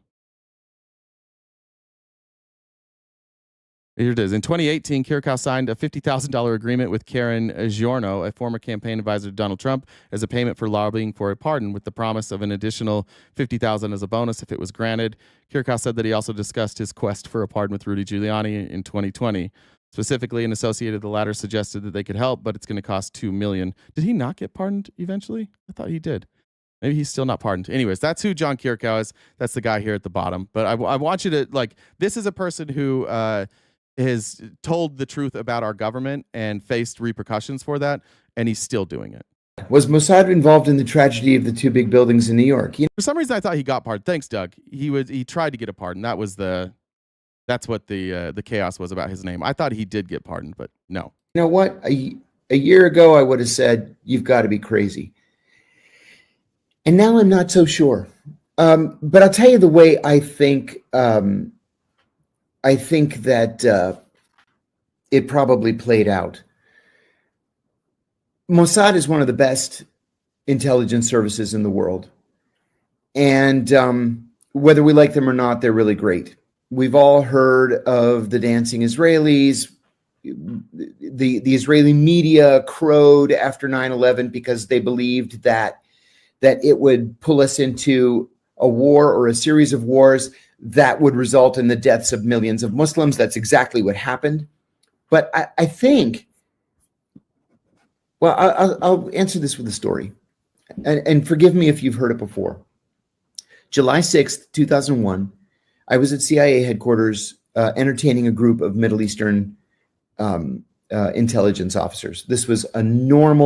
Somebody said, what the fuck are the dancing Israelis? This is a tough one to swallow a little bit, to be honest, because the dancing Israelis has been used by the Groyper community and conspiracy theorists and the Alex Joneses as evidence that the Jews run the world and that the Jews are evil. And I say that using their language, just so we're clear. But the story is that after 9/11, on the same day, there was this woman in her apartment. She looked out over her apartment, which I think was in New Jersey. Somebody can correct me if it's not New Jersey, but she could see the Twin Towers from there, but they were off in the distance. And she was in a high rise, and she looked down and she saw these people dance, celebrating. They used to call them the dancing Israelis, but they were kind of celebrating, high-fiving. And she thought that was very odd for people to do. And she also thought, I don't remember her description, but she thought oh, this is weird. These people aren't acting like Americans right now. And I think something about their appearance made her believe that they weren't American either. So she called in a tip, and eventually they were investigated. All 5 of them had Israeli passports. All 5. And so this has been used as an example about Jewish people and the Jewish conspiracy by alt-righters for a long time. But it's become more clear what the involvement was. I don't think I knew this until maybe the last year or so. I hadn't really dove into it, but they were allowed to go back to Israel. We did nothing about that, and there's been no real investigation into them. It's a very bizarre part of 9/11. Yeah, people say they were Mossad. I don't know if that's been confirmed or not that they were Mossad, but somebody let me know if they were. Exactly what happened, but I think. Oh, and they were filming it. Thank you. Thank you, bro. They were also filming. So they were celebrating, but also filming it. Well, I'll answer this with a story. And forgive me if you've heard it before. July 6th, 2001, I was at CIA headquarters entertaining a group of Middle Eastern intelligence officers. This was a normal liaison event. We did it every single day. We would give them a day full of briefings, and then we would exchange gifts, and then I would take them to the director's office, and they would get a photo op, and then take them out for a fancy dinner at night. And that day, I had set up a briefing with a junior analyst, a young junior analyst on Al-Qaeda. But instead of the junior analyst coming, the director of the CIA's Counterterrorism Center, Kofor Black, came with the chief of operations from the Osama bin Laden unit called Alex Station. That was my boss at the time. And he told these guys that something terrible was going to happen. Those were his words. Something terrible is going to happen. It's going to be something on an unprecedented scale. We don't know where, we don't know when, but we know it's going to be just awful. He said, I beg you, if you have any sources inside Al-Qaeda, please help us. And they had no sources inside Al-Qaeda, just like we had no sources inside Al-Qaeda. And then September 11th happened, just 6-7 weeks later. So I've reluctantly, maybe belatedly. By the way, George Bush has confirmed this years later, that there was intelligence, and Donald Rumsfeld, they've all confirmed that there was intelligence, that an attack was being planned on the United States using planes. They just didn't have the details. So this checks out with like other public testimony that the CIA, the FBI, and the president were aware that Al-Qaeda was planning an attack on U.S. soil using airplanes. Come to the position that, of course, Mossad had infiltrated Al-Qaeda. Of course, they knew that the attack was coming. That's why so many people shorted airline stocks on the 10th of September. And that's why we had the dancing Israelis. And that's why 9/11 went forward. Okay. What I do think, it does kind of suck. Like, looking back at the years that I've dealt with people on the far right as a Republican and now as somebody on the left, their ideas have often been dismissed for the same reason that, like, I would dismiss Breon. Breon said Israel equals Jews. No, it doesn't. No, it doesn't. Right? Like, Israel doesn't represent all Jewish people. The support for Israel in this country, even among like Jewish people, is underwater. People in America, Jewish people in America at the start, like on October 7th, you can look at the approval rating for Israel from October 7th until now, and it's just been a precipitous decline. This is not a monolith, and that's why I think that's what happened. I think that's why a lot of this stuff got ignored, is because the people that were pushing this out there were the Alex Joneses of the world, and what they wanted to do is create this deep state conspiracy where it was all of the Jews, and they also coupled that with like Holocaust denialism, and they also coupled that in with like the One World Bank, or is that what it's the One World Bank? Is that what they call it? The World Economic Forum and the Rothschilds, and it turned into this big conspiracy where like a lot of it you can break apart. Like the Rothschild stuff doesn't make any fucking sense. I've gone down that rabbit hole. The connections that they have for Rothschilds are so incredibly loose. But this is a way for people who are anti-Semitic to go after Jewish people. What this is the Israeli state, right? This is a corrupt government, and yes, there are Jewish people that work in that government. I think probably almost exclusively. So that's why I think a lot of this got ignored. But a lot of this stuff is true. The dancing Israeli thing, that's been confirmed. We have information on this now. It's a lot of it has been declassified. This stuff is real. And it does suck because the people who were talking about it for the longest are the people like Alex Jones and these far right, like let's just call them what they are, alt-righters, Nazis. That's who's been pushing this forever.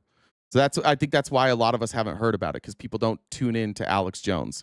And had our media been doing, had we not been like so enamored with Israel and not so caught up in rage, we might have seen it. And I actually think that's where we're at right now with MAGA. It's a very similar place.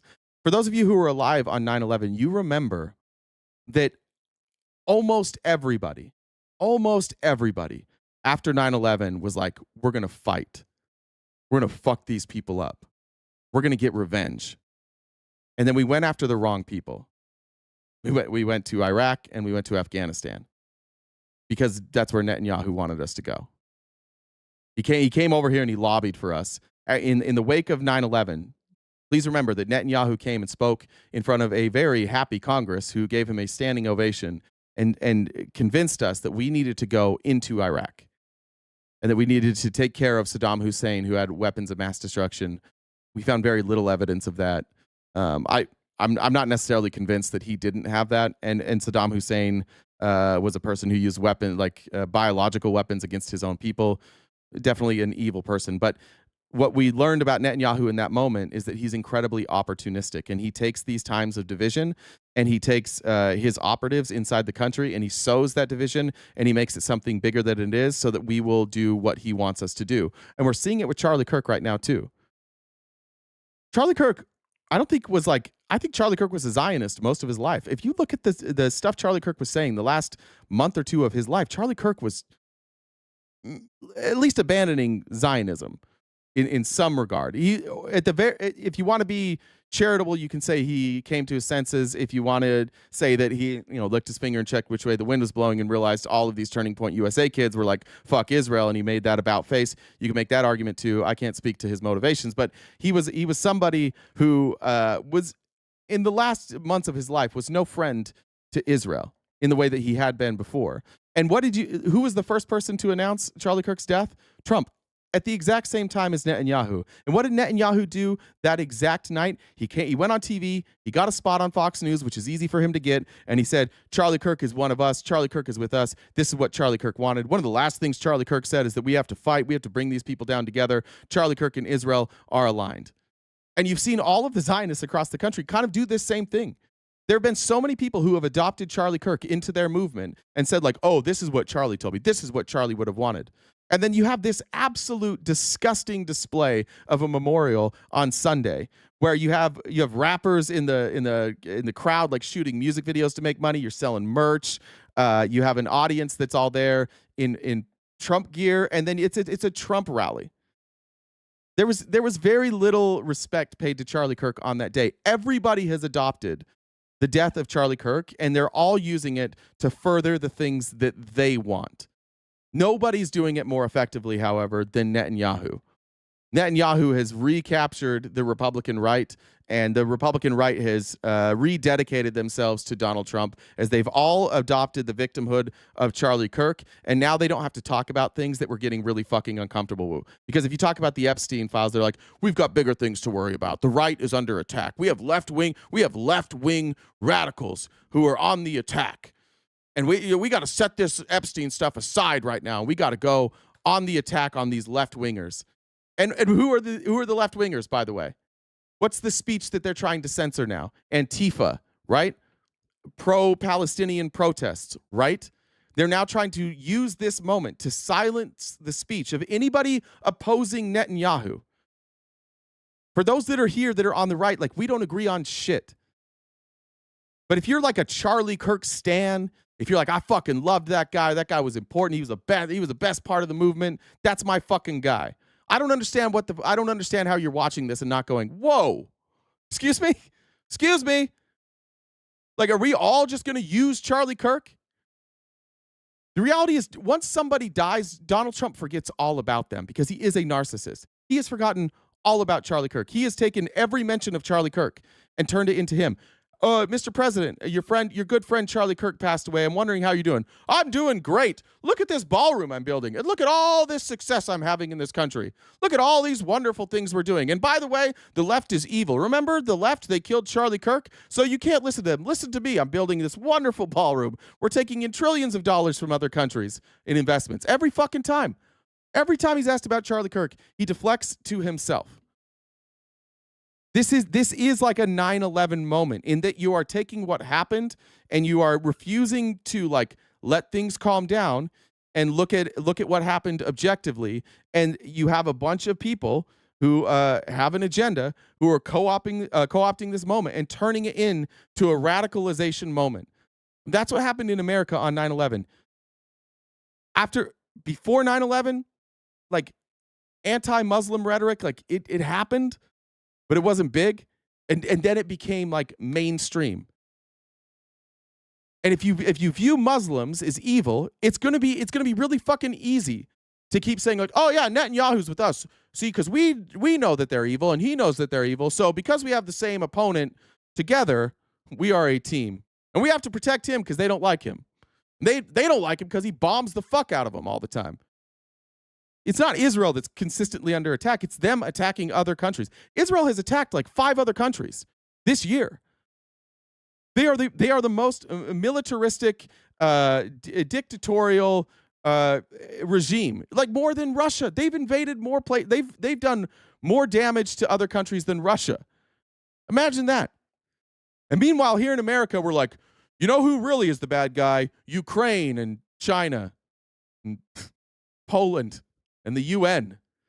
You guys have allowed yourself to be spun around so much that you don't know which way is up and down. And we've been completely co-opted by Israel. And I'm glad that YouTube put that statement out today. You'll notice the viewership's way up today after that statement. I'm glad that YouTube's going to continue to allow us to say this. I can't say the same about TikTok. Because TikTok is being bought by like 4 very prominent Zionists, very prominent, who believe that it is a crime to speak ill of Israel. I can't imagine that a year from now that we're on TikTok still. I fully expect to be deplatformed on TikTok. Or at the very least, like just no traffic will come to us. Every time I post something about Israel, but my views plummet. Like an average video of mine will have like, 3,000 to 5,000 views. I'm not a massive creator on TikTok. If I post something about Israel, that post and the subsequent next like 3 or 4 posts that I put out there, it'll be like 300. It'll just absolutely flatline. I think it's already happening, but it's going to get a whole lot worse. I think JB Pritzker actually, no, let me show you this. I want to show you this banned SNL episode.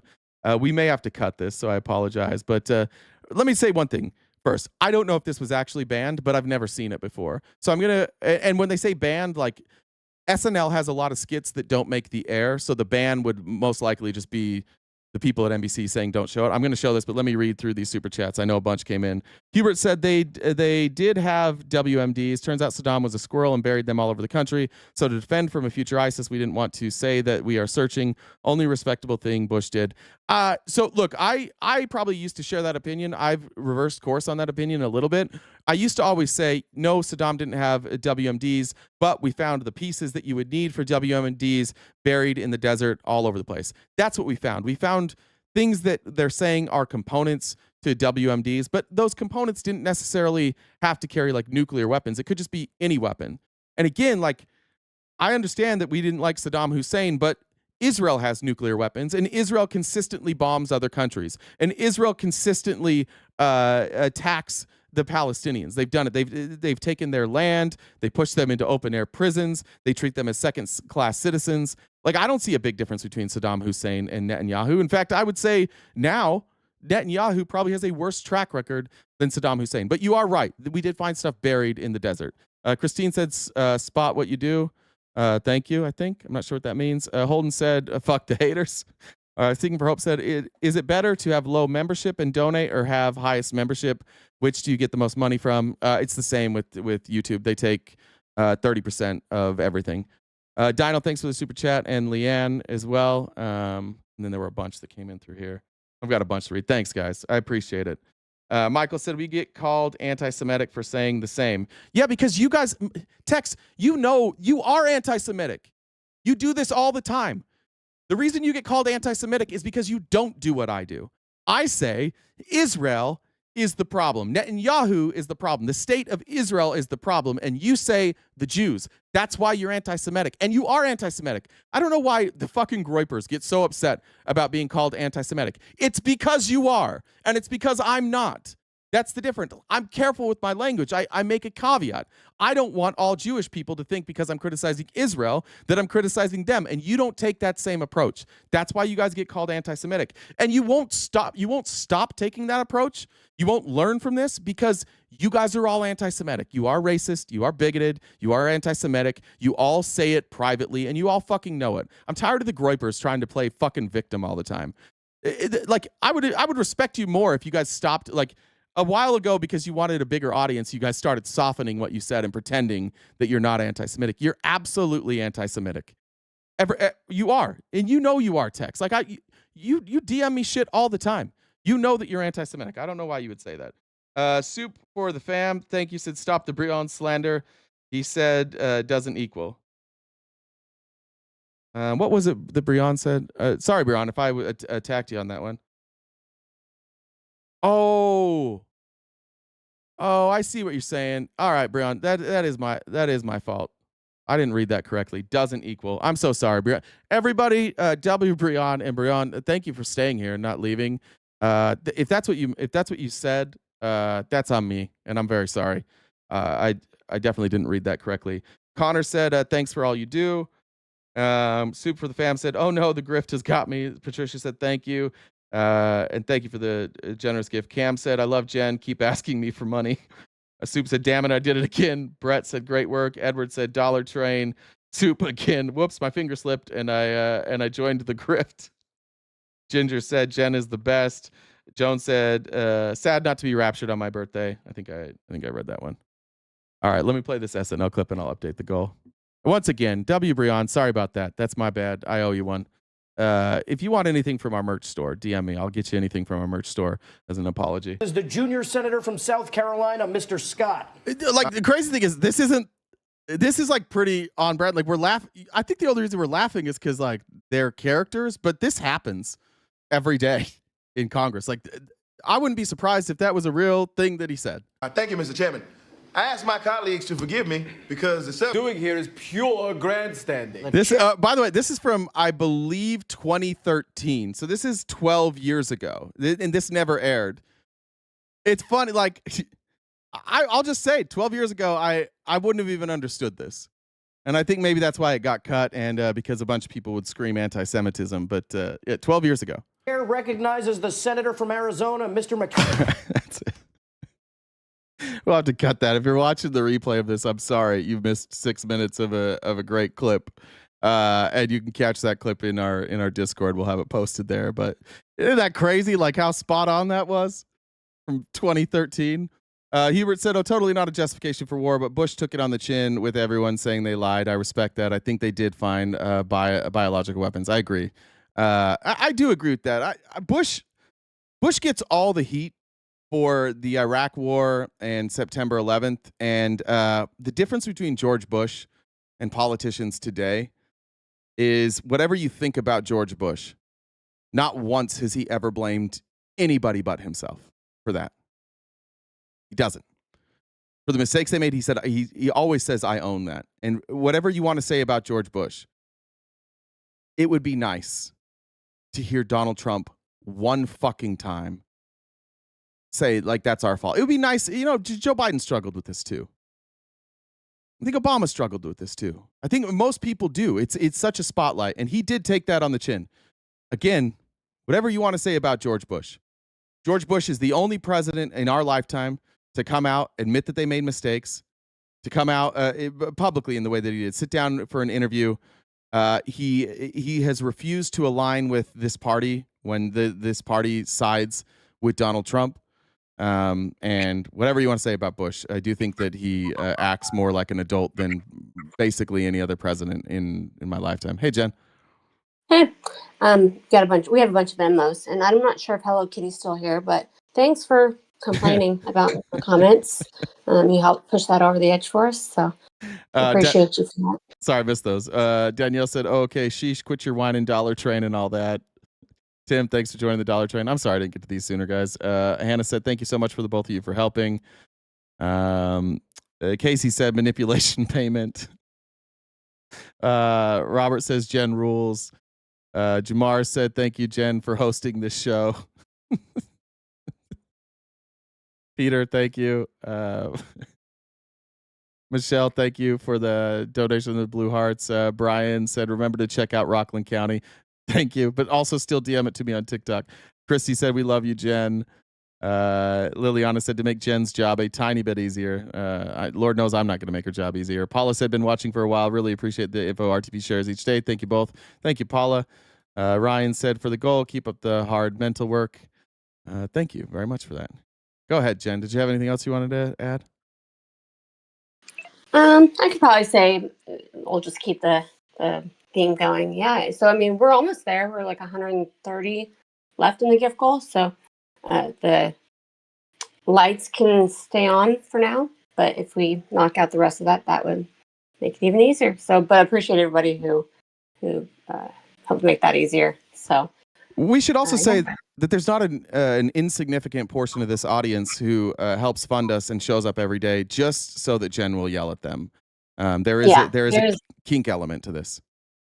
Yeah, they enjoy it. I mean, but some people, and I'm assuming their gender by looking at the profile, some internalized misogyny is real. So there's that too. But whatever. Somebody who was it? Gabby said Obama admitted to a lot of some mistakes too. I agree. What I was saying is not that they don't ever admit to mistakes, but like the way that Bush did it, he sat down, he took really tough questions. I'm trying to think like, I know he talked about the intervention of Libya. I think he said that was like the worst mistake of his presidency. I'm trying to think of other things. Did he say anything about Gaddafi? Specifically, I just think he said like the intervention was justified, but then like because it turned Libya into a power vacuum. I think that's what it was. I'm sure there's other instances. I'm just like, that was a big one. Nobody else in the Bush administration has stepped forward and said we made mistakes, and he took that on the chin. I just think that's good leadership. When something bad happens in your administration, and instead of like pointing at them and firing them and calling them rhinos, you just say, my bad, like I'm the leader, the buck stops with me. We definitely need more of that. All right. I want to talk about this from JB Pritzker. I'm not usually big on JB Pritzker. Lately, he's kind of bothered me, but I think he's right on this. Well, I believe that one of the reasons Donald Trump wants to send troops into American cities is because he wants to be able to take control of the 2026 elections. Remember that back in 2020, he and Michael Flynn, the former general and former advisor to the president, talked about actually taking control of the ballot boxes in 2020 because they didn't trust the outcome of the election. Now, if they've got troops in cities and it becomes a kind of norm for people, then it... Does anybody know somebody that works for JB Pritzker? I agree with what he's saying. He pointed at Michael Flynn. Can somebody tell him about Project 2025? Because like it's written down that this is what they're going to do. It's just in there. It's on paper. I think maybe Democrats got afraid of Project 2025 because they didn't know how to effectively communicate it. But if somebody knows somebody who works for Pritzker, can you just get him a copy and show him the part where they talk about this exactly? Because I do think that now more than ever, people need to be very aware of Project 2025. I think, let's look at the tracker of Project 2025. I think we're like 60% completed. I might be wrong on that number. You guys can go to this. It's Project 2025.observer. Where are we at? 47% of the progress. 307 total objectives. 34 agencies involved. Yeah, we're almost half the way there, and we're not even we're an eighth of the way through the presidency. So somebody get that to JB. It won't be abnormal for them when they're going to vote having troops at the ballot boxes. He'll say that he's you guys are on protecting it. the ballot. Well done, Dino. And if he thinks there's some kind of fraud, and what I mean by that is if he thinks that his party isn't going to win, then they very well could do what they suggested they were going to do in 2020, which is take control of the ballot boxes. So I believe that is what this is about. It's about intimidating people from going to the polls who would not vote for his party, and about the ability to take control of the elections if it doesn't go his way. So I'm going to get into more details a little later on in the show on that, because there's more detail to that. And JB is saying, like, I believe that they're going to use these troops to intimidate people. And for maybe if you're on the Republican side, that doesn't make sense to you. That like having troops placed at polling places wouldn't make you nervous because you have nothing to worry about. But all over this country, people are being detained, put in. Even just this morning, I saw there was ICE. Whew, this one was tough. This was hard. I'm gonna be honest. I cried this morning for like the first time with ICE that I've ever seen. There's a video that I was afraid to show because it keeps getting taken down. And then when I just looked for it, I can't find it again. I was kind of a pussy earlier, and I shouldn't have done that. You should see it. But there is a video of a man who ICE is coming to check on. They're trying to get him to ID, and he's in his own house, and they're outside the door, and they're asking for his ID, and they have his daughter. They're telling him that they're not going to let go of his daughter until he comes outside and provides ID. And they call the police, and the police show up. And ICE runs away. And then ICE comes back 2 days later. The man presents his ID, and they threw him in detention.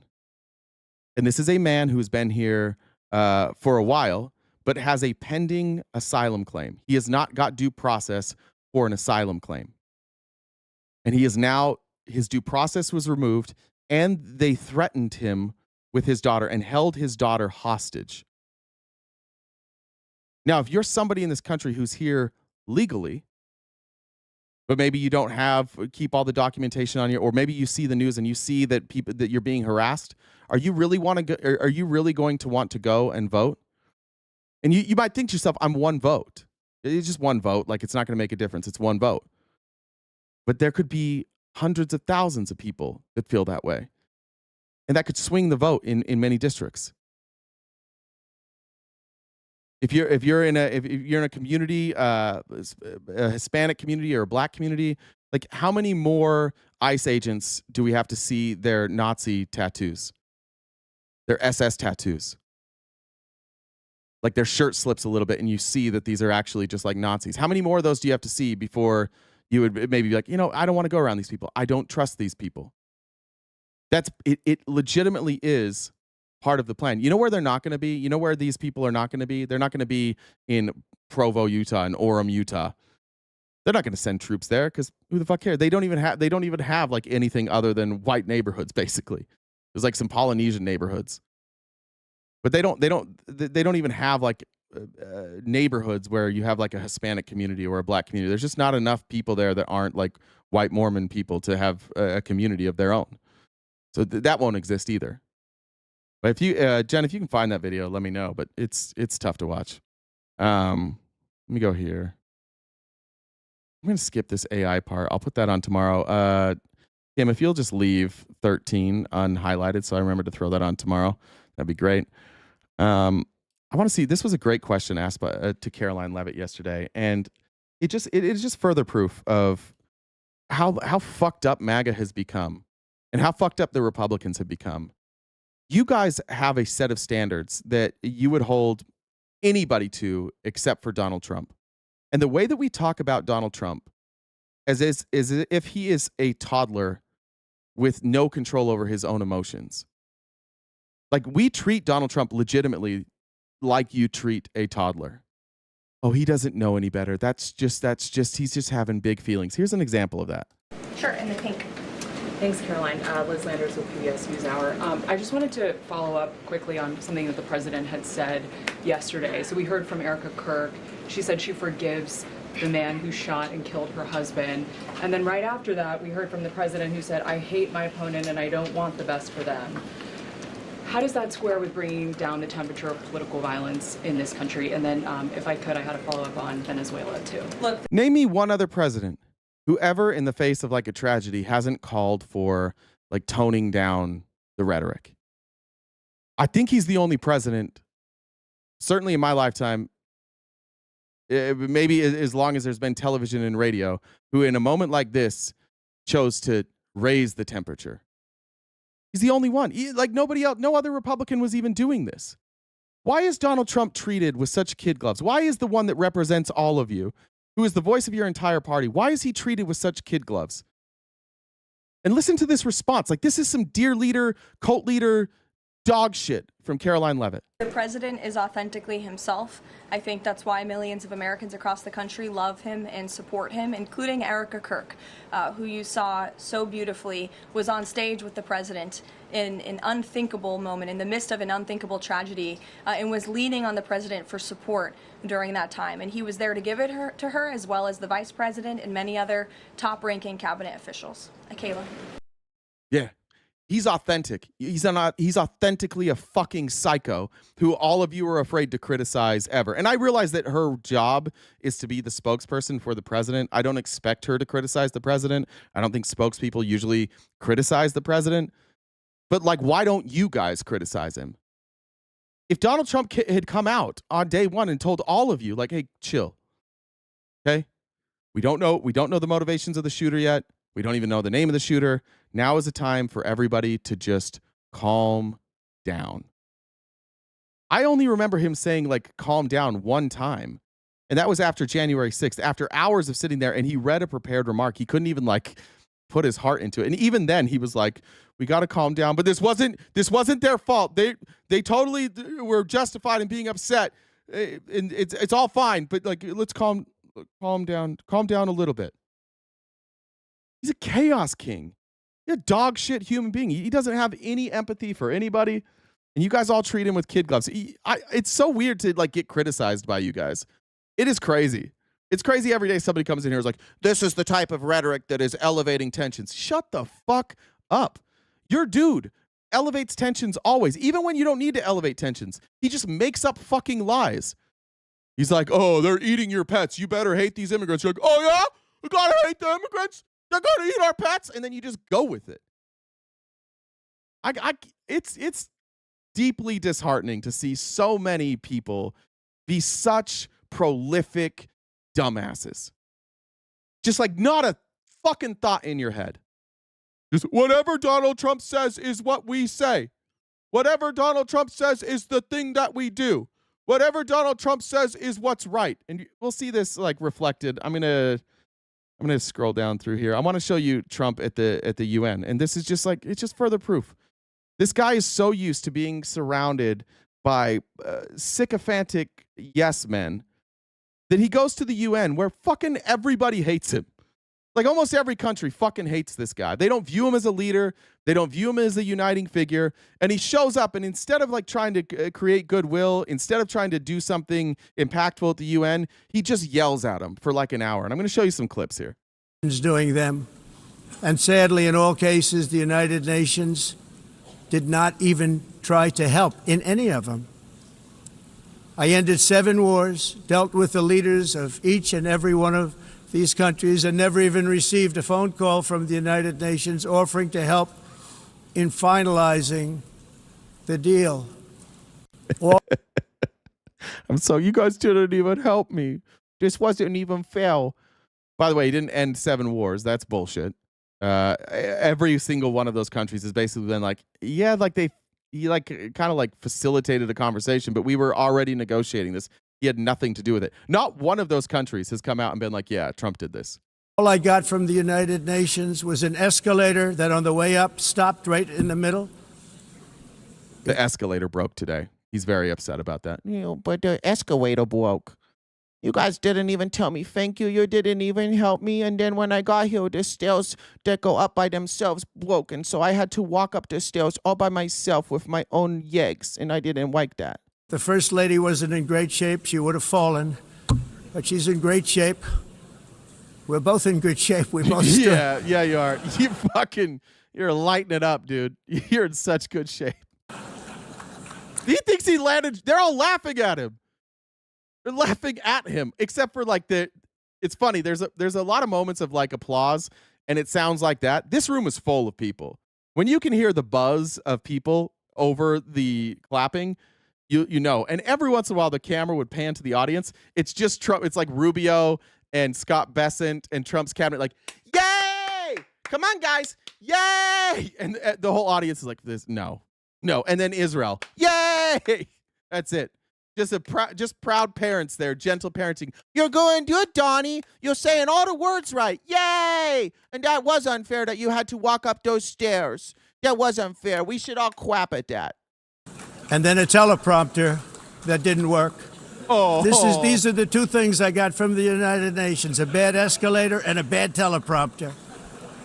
Thank you very much. What a bitch. He's such a bitch. And by the way, it's working now. It just went on. Thank you. I think I should just do it the other way. It's easier. Thank you very much. I didn't think of it at the silence is deafening. The silence is absolutely deafening. He's not used to being in a room where they don't laugh at everything. It's very uncomfortable. He's pausing for applause, and it's not coming except for you'll hear Rubio. Yeah, guys. Yeah, that was a good one. You nailed that, boss. Thanks, dear leader. The time because I was too busy working to save millions of lives. That is the saving and stopping of these wars. But later I realized that the United Nations wasn't there for us. They weren't there. I thought of it really after the fact, not during these negotiations, which were not easy. This shit's written down on a teleprompter. This is written down. Somebody wrote this. When you go to the UN, you got to complain about how they didn't help you. Okay? All right. Can you write it down for me so I remember it? Oh, sure thing, dear leader. That being the case, what is the purpose of the United Nations? The UN has such tremendous potential. I've always said it. If the United Nations isn't there to help me with my things, then why do you even have United Nations? What's the even point? I thought they were there for me. What is it? I guarantee, if you could ask a question right now and somebody in the audience is like, hey, Donald, can you tell us why the United Nations was formed? He'd be like, I don't know. I don't know. He has no fucking clue. It has such tremendous, tremendous potential, but it's not even coming close to living up to that potential. For the most part, at least for now, The problem with this is this is going to raise tensions in Europe. Europe is going through a similar problem that we're going through, and the world does this. We are cyclical, and there will always when you see a rise of fascism, it's never just a country. You'll see fascism will all kind of happen at once, and other countries will kind of emulate it. Now, most countries are educated and are not lazy, entitled bitches. And so it's not working. They're crushing fascism long before us. Most of these countries have already kind of stamped it out. Ukraine did it. England did it with Brexit. They've already run out the Brexiteers.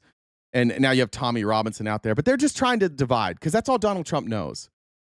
He doesn't know how to go to the UN and create relationships. All he knows is threats and division. He's telling everybody in the UN, you're on my side or you're the enemy. And you guys all suck and I'm great. And it gets substantially worse. Here's Trump now. I don't know if this, I have no idea if this is correct or not. This sounds wrong, but here's a crazy claim. And there's a solution for this. A year from now. But they've come way down over the last year. As a result, every air conditioner is very. Did we get the number there? Let's see. A year from now. I didn't give the number, but sorry. They've come way down over the last year. As a result, every air conditioner is very uncommon to see one in some of these countries because the electric costs are so high. So while the U.S. has approximately 1,300 heat-related deaths annually, that's a lot, Europe loses more than 175,000 people to heat deaths each year because the costs are so expensive you can't turn on an air conditioner. What is that all about? That's not Europe. He thinks that heat deaths are not having an air conditioner. Most of these heat deaths take place outside where there's not an air conditioner.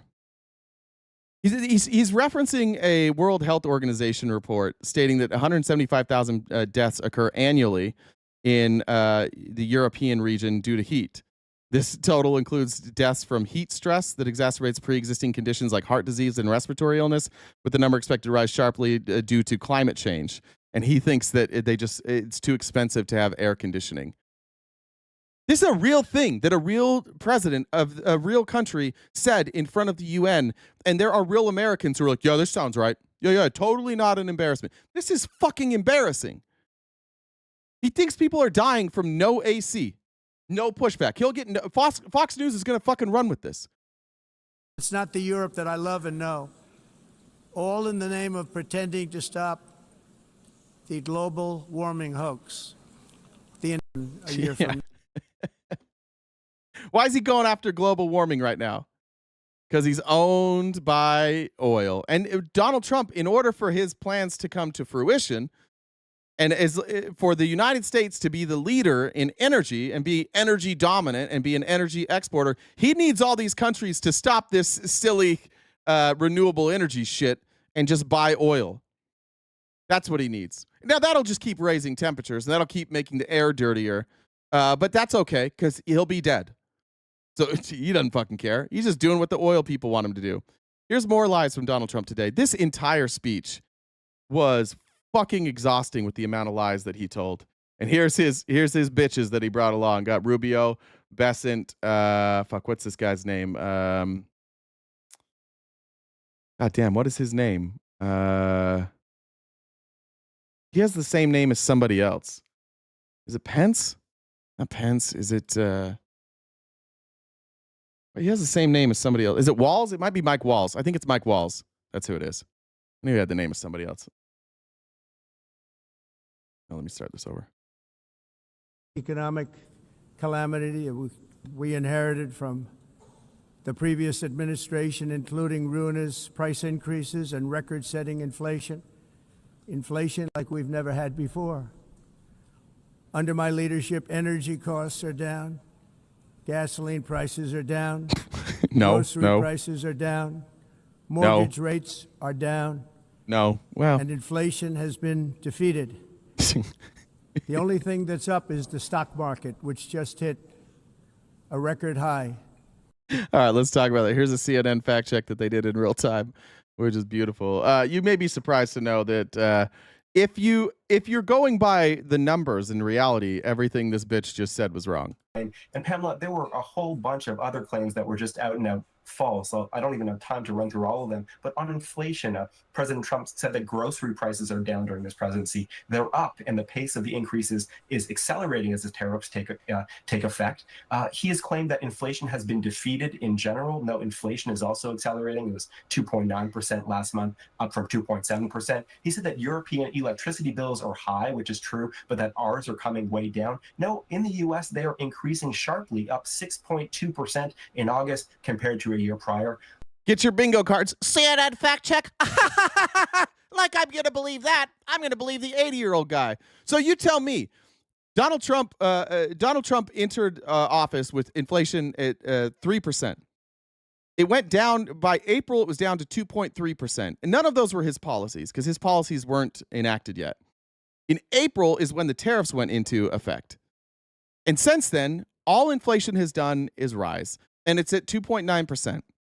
It's expected to be at 3% this next month, and it's expected to rise up to 3.4%, where economists then say, at that point, we expect the tariffs to be, like these trade deals to be done, and the tariffs to be removed, and we'll see inflation fall back to the normal range of about 2.5%. But if they don't take the tariffs off, then you will just continue to see inflation. Again, the other part is like, energy bills are skyrocketing in this country, skyrocketing at faster rates than we've seen in the last 10 years. Is tariffs start in October? No, there's tariffs right now. What are you talking about? There's tariffs in place right now. The other fact check here from CNN, which I forgot to do on the last one about ending the wars. Listen to the fact check about Donald Trump ending wars. There are a lot of issues there. So first of all, some of the conflicts he's counting as wars he resolved were not actually wars at all. For example, Egypt and Ethiopia have argued over an Ethiopian dam project on the Blue Nile, but they were not in a raging war in which thousands of people were being killed. Similarly, Trump has claimed that he prevented conflict between Serbia and Kosovo from resuming, but they were not in a raging war either. In addition, the conflict involving the Democratic Republic of Congo and neighboring Rwanda has not actually been resolved. We have good reporting from just a day ago talking about how hostilities have continued despite the peace deal that was signed under President Trump. And then in addition to that, India denies that President Trump was responsible for mediating its ceasefire, its truce with neighboring Pakistan. So a whole lot of issues with just that one claim. Whoever said gas prices are down, gas prices were on average for all grades in January and took office $3.20. They're now $3.25. So that hasn't got down either. If you look at energy price, and by the way, that's just according to this one was shit. Where is it? Oh, fuck, I forget. Statista won't tell you the result or the source unless you. Let's see if I can find it down here. Doesn't even say who their source is on Statista.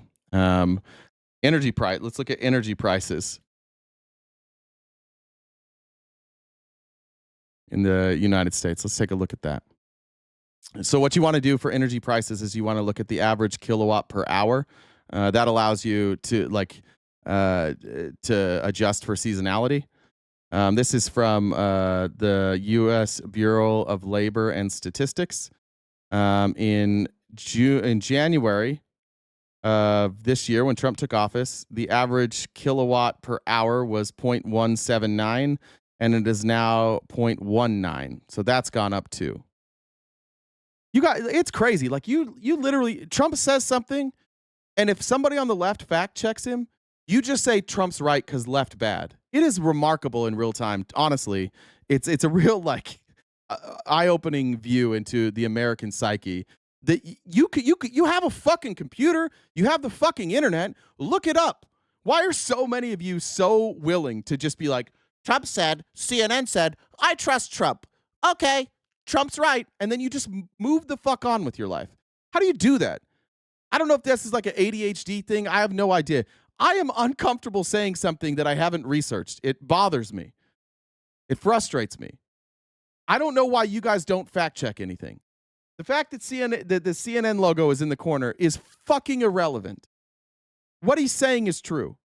But it is remarkable, like the stuff that you guys will allow yourselves to do. Like, I get to be lazy because CNN bad, so I don't have to learn any new things. It's a weird way that you live your lives. I don't understand it at all, and I kind of envy it, to be honest. I envy being able to just like see bullshit and see two people making opposite points and going, I trust the one guy that I voted for instead. That's good enough for me, and then you move on. That type of simplicity in your life, I am sure that you're probably fairly happy because you don't ever have to fucking think about anything. And that is the plight of people on the left. It does suck. Like, we care about other people. We care about other countries. We care about poor people. We care about sick people. We care about immigrants. It is draining, especially on the other side when you guys are like, all people who don't wear red MAGA hats are evil and bad. And then you just go on with your life. It's pathetic. I don't know how you do it. All right, here's Trump now talking about just the craziest fucking lie. This one was crazy.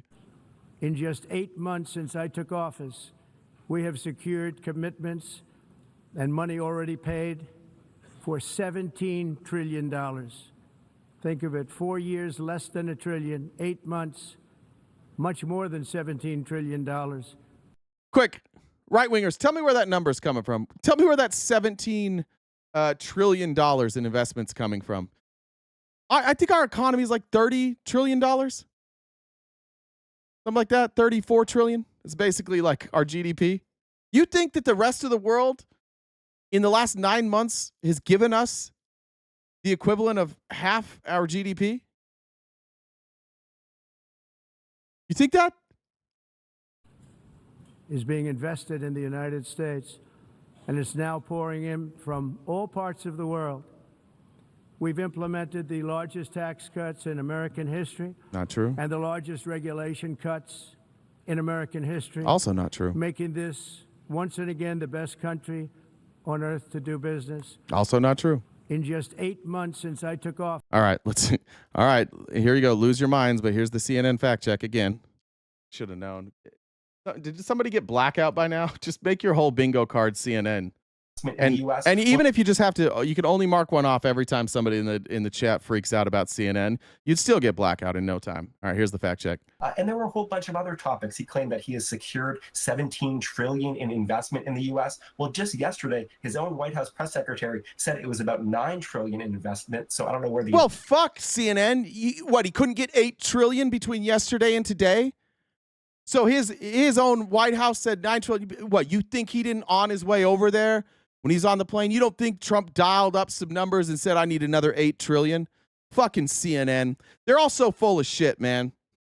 They're all so full of shit. Trump clearly got $8 trillion. By the way, that 9 trillion, also a made up number. Absolutely a made up number. We have not seen hardly any money. We just have people who tell Donald Trump, yeah, sign this trade deal and we'll for sure get our private companies to invest. We haven't seen hardly any of that money. In investment. So I don't know where the additional 8 trillion in a day has come from. And even that initial 9 trillion the press secretary claimed is highly dubious, counting a whole bunch of things that aren't actually spending, but rather are vague commitments from various countries. And there were a whole when the European Union pledged whatever it was, like, I don't know, was it, how much did the European Union pledge? Whatever it was. She even said, like, I mean, I could say that number, but I can't force private businesses to invest. And these are private investments. You have Mark Zuckerberg last week caught on a hot mic making up a number and then leaning over to Trump and be like, I didn't know what number to say. I didn't know which one you wanted me to say. Literally said, I didn't know what number you wanted me to say, so I just made it up. And you guys go with it. No, none of you care. None of you give a fuck. I don't get it. I don't get what the fuck you're doing. This guy is providing absolutely goddamn nothing for you. Fucking nothing. And you are the most grateful people ever. You are more loyal to him now than you've ever been, and he has given you fuck all. You have got nothing out of this presidency other than he makes us mad because we can do math. And that makes you guys mad because math is liberal. Math is woke. Math is DEI. Math is trans. I don't know. Whatever it is, whatever you guys have a problem with math, like whatever your problem is with math, it's getting old. It's just math, guys. You don't need to be afraid of it. Here's Trump now talking about the UN isn't solving any problems. They need to solve all the problems. Only Trump solves problems. Not only is the UN not solving the problems it should, too often, it's actually creating new problems for us to solve. The best example. See, and look, just cut him off. Where is that? Where's that dude? Let's come back at that. Prince Boo. What did we get from Biden? Do you know how fucking stupid that is? Dude, like, honestly, you guys literally can't answer any of my questions. Every time we ask you a question, Joe Biden. What about Joe Biden? He's not the president anymore.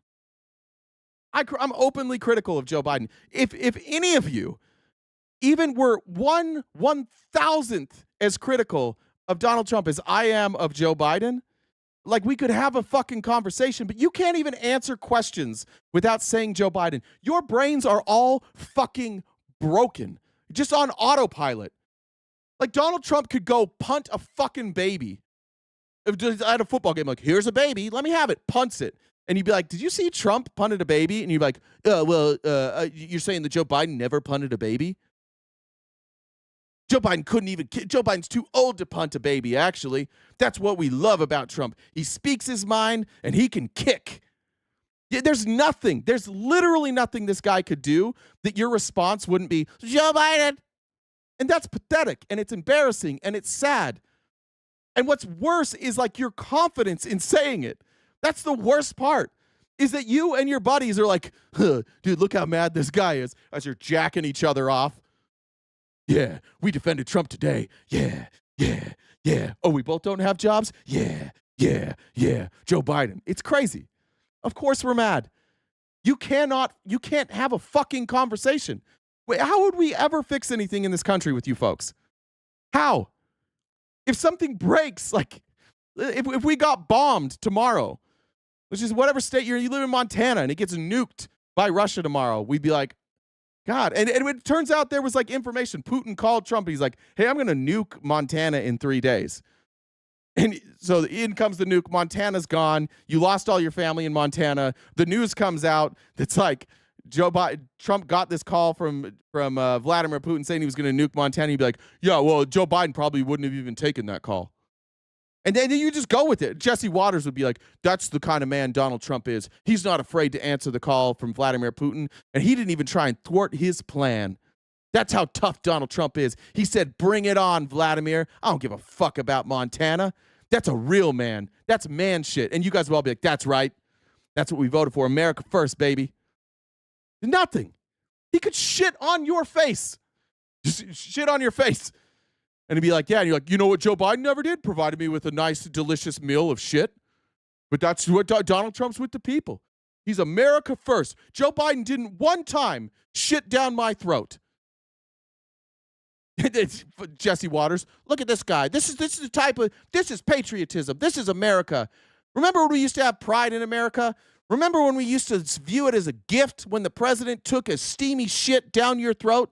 Now all these libs saying they wouldn't accept a steaming pile of shit directly down their throat. Fucking communists. That's what's wrong with America today. They're too soft. Not as soft as Donald Trump's diarrhea that just went down my throat, but soft. And you guys, the next day, you'd be like, yeah, you libs, you can't even handle this. You're a bunch of snowflakes. This is life. Life is literally eating shit. I'll eat shit for this country. And you're not doing anything for the country. You're just like openly filleting Donald Trump for no fucking reason. He just gets you nothing. Except for your friends are like, nice, man. You owned the libs today. You didn't even chew. You just swallowed that shit. Not a chew. You regurgitated. You ate it again. That's what a real American does. A real American throws it up and eats it again. That's patriotism. You guys are so goddamn dumb, so goddamn lost. It's frustrating because like your brain, like you have human brains. Like you are human. Your brain can learn new shit. Your brain can process new information. Your brain can change its mind, but you're like, knock it off, brain. No more of that. We have all the thoughts that we need, and they come directly from Donald Trump. Don't do anything but just like defend him. Input in, out goes defense of Donald Trump. No matter what we do. Somebody on Twitter the other day, I don't remember what it was. Somebody was talking about renewable energy. And it was immediate, like, yeah, fuck Joe Biden. I would never support renewable energy because fuck Joe Biden. It's like, all right, cool. I like my electric bill because fuck Joe Biden. $600 a month or free? I'm taking $600 a month because fuck Joe Biden. I don't know how we fix any of this shit. Like, you guys have just stopped thinking. It's not even there anymore. Just no matter what happens, you just push it on to somebody else. It's just my fault. It's my fault that Donald Trump's a fucking idiot. Is the number one political issue of our time, the crisis. Go back. Not only is the UN not solving the problems it should, too often, it's actually creating new problems for us to solve. The best example is the number one political issue of our time. Which is what? MAGA, what's the number one political issue of our time? Across the world, what's the number one political issue? I promise you don't know what he's about to say. You're all going to get it wrong. What is it? Now, as soon as he says it, you're all going to be like, yeah, because you're waiting for the answer. But just to prove a point, what is the number one geopolitical issue of our time? Windmills. Where's my Republicans? Where's your guesses? We got them real fired up today now. Now they're real fired up. This is when they start calling me mentally ill. That's when we get them real fired up. Good argument, guys. That's a good fucking argument. Anything? See how they got real quiet? All of you are willing to take a guess. They can't even take a guess because if they're wrong, it's dear leader. I said the opposite of dear leader. I don't know. You can't ask me questions first. My job is whatever Donald Trump says to blindly defend it. See how they're not guessing. What is it?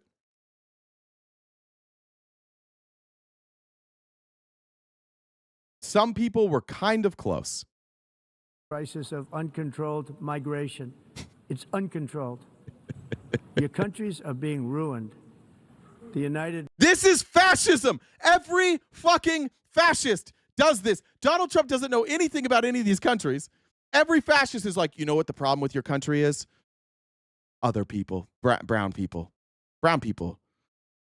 There's this group of people that want to destroy your country, and they are a monolith. Every fucking time, because they don't have anything to sell you on except for fear. You guys are the most like bitch-made pussies I've ever seen in my life. You wake up every day, you get scared, and then you adopt somebody else's victimhood and pretend that the world is attacking you, and you all sit around together and blow each other about like, look how victimized we are. Meanwhile, like, immigrants aren't hurting you at all. You're just like living your life unaffected by immigrants anywhere, and you still wake up every day and you're like, yeah, they're the problem. You can't even identify what the fucking problem is. Your prices are going up and you're like, actually, they're going down. The energy price is skyrocketing. No, they're not. They're going down. Because we got rid of the immigrants, now everything's better, and nothing is better. It's all, like, objectively, statistically worse. But you've been so convinced that, like, demonizing immigrants and deporting immigrants was going to fix your life that you can't even identify when it got better. You have no fucking clue. Every fascist in history has one thing in common: demonizing immigrants. Every fucking one. There's never been a time when it didn't end with them mistreating human beings. And the Christian right, we love Jesus, we love Charlie, we love Donald Trump, and we fucking hate immigrants. Jesus told us to turn the other cheek and love thy neighbor and welcome everybody, except for immigrants. Fucking immigrants, man. I want to be a Christian, but the fucking immigrants. None of you would let Jesus in. You'd take one look at Jesus and you'd be like, Hamas. You're so far removed from what you claim to be that it's embarrassing. And what you all are is dipshits following a fascist. And you hate me because I talk shit to you, which is fair. And you hate the left because the left points out that you're fucking dipshits and that this guy's a fascist. And so now you're mad at us. And so then you're like, Charlie Kirk died, so now I'm a victim because you said fascist, which doesn't make any fucking sense. Because nobody called their political opponent fascist more than Donald fucking Trump. Nobody. Donald Trump, every fucking rally called Kamala Harris a fascist. Every fucking one. And you're like, that's why Charlie Kirk died. I don't think so. It seems like if this kid's motivation was to kill Charlie Kirk was anything, it seems to be it was bigotry. It doesn't seem like he was like to his partner. He's like, you know what? I didn't mind his stances when it came to the LGBTQ community, but I didn't like that he supported a fascist. Because then wouldn't he like take out his own family? They all are supporting a fascist. Where's all these other? He lived among people supporting fascists. But he only went after Charlie Kirk? His whole community supported a fascist, but he only went after Charlie Kirk? His friends were MAGA. He's in group chats with them. He didn't go after his friends. There's no text messages from him being like, you fucking fascist, I hate you. None of that. He just kept it all under wraps and then put it on Charlie Kirk. Or maybe it's because Charlie Kirk was a bigot.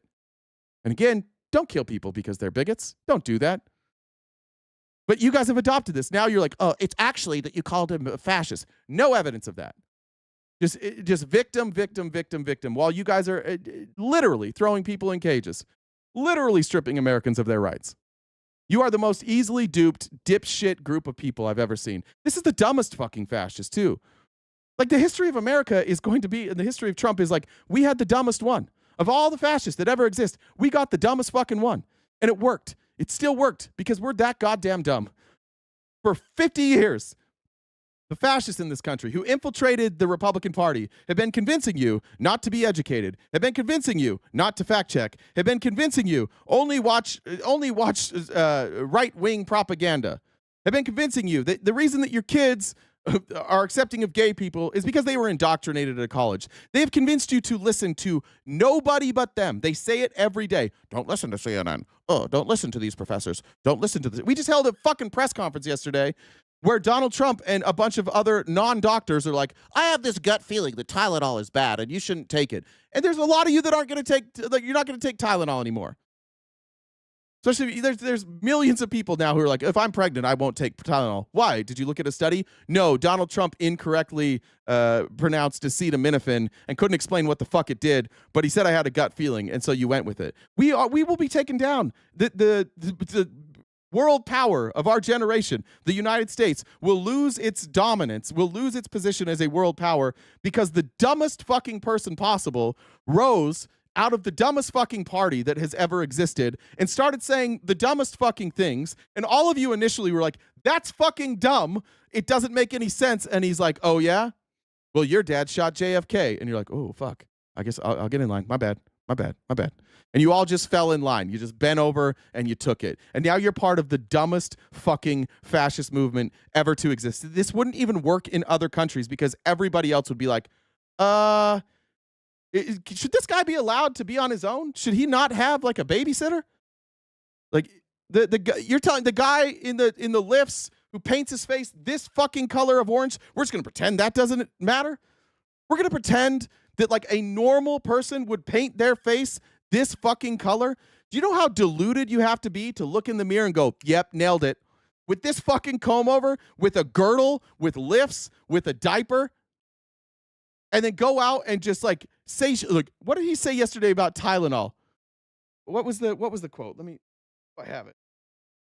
I showed it. I just sent it to somebody right before we started, so I might still have it. Go to YouTube. What would he say about like it's good? Like drug good. See if I can find it. You tell me that this guy isn't a fucking idiot. Where is it?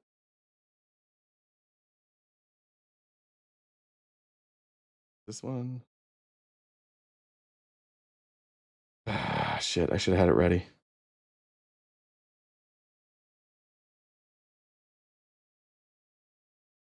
Enjoy the silence for a second. This. Can happen. It can only good happen. Nothing bad can happen. It can only good happen. But with Tylenol, don't take it. Don't take it. And if you can't live, if your fever is so bad, you have to take one because there's no alternative to that. Sadly, first question, what can you take instead? It's actually, there's not an alternative to that. And as you know, other of the medicines are absolutely proven bad. Other of the medicines, it can't be bad, only good. And other of the medicines. That guy's a fucking idiot. Remember this? Remember that speech? I can't play it actually. I just realized copyright. But there's like the speech that Charlie writes for Dennis in It's Always Sunny, and it's incoherent. That's every time Donald Trump opens his mouth. If you read his transcript, it's nonsensical. I've never once played a clip of Donald Trump for a Republican who didn't have to then like translate. Well, what he really meant to say, what he means by this. None of you are ever like, why do you have to translate everything? Everything he said is so dumbed down that you have to translate it. There's a whole economy of people who've gotten filthy fucking rich saying this is what Donald really meant. Tim Pool, fuck Charlie Kirk, Ben Shapiro. They're all like, well, I know that it sounds stupid and moronic, but it's actually 4D chess. He's actually brilliant. He just says things dumb. And that makes us think. We don't deserve to have the truth told to us. We should have to look into it more. That's what religion is, folks. That's what the Bible is. You read something from the Bible that sounds awful, and they're like, well, because this Bible comes from God, what sounds awful is actually not awful. What you need to do is find unrelated scriptures and then say that that's what they really meant.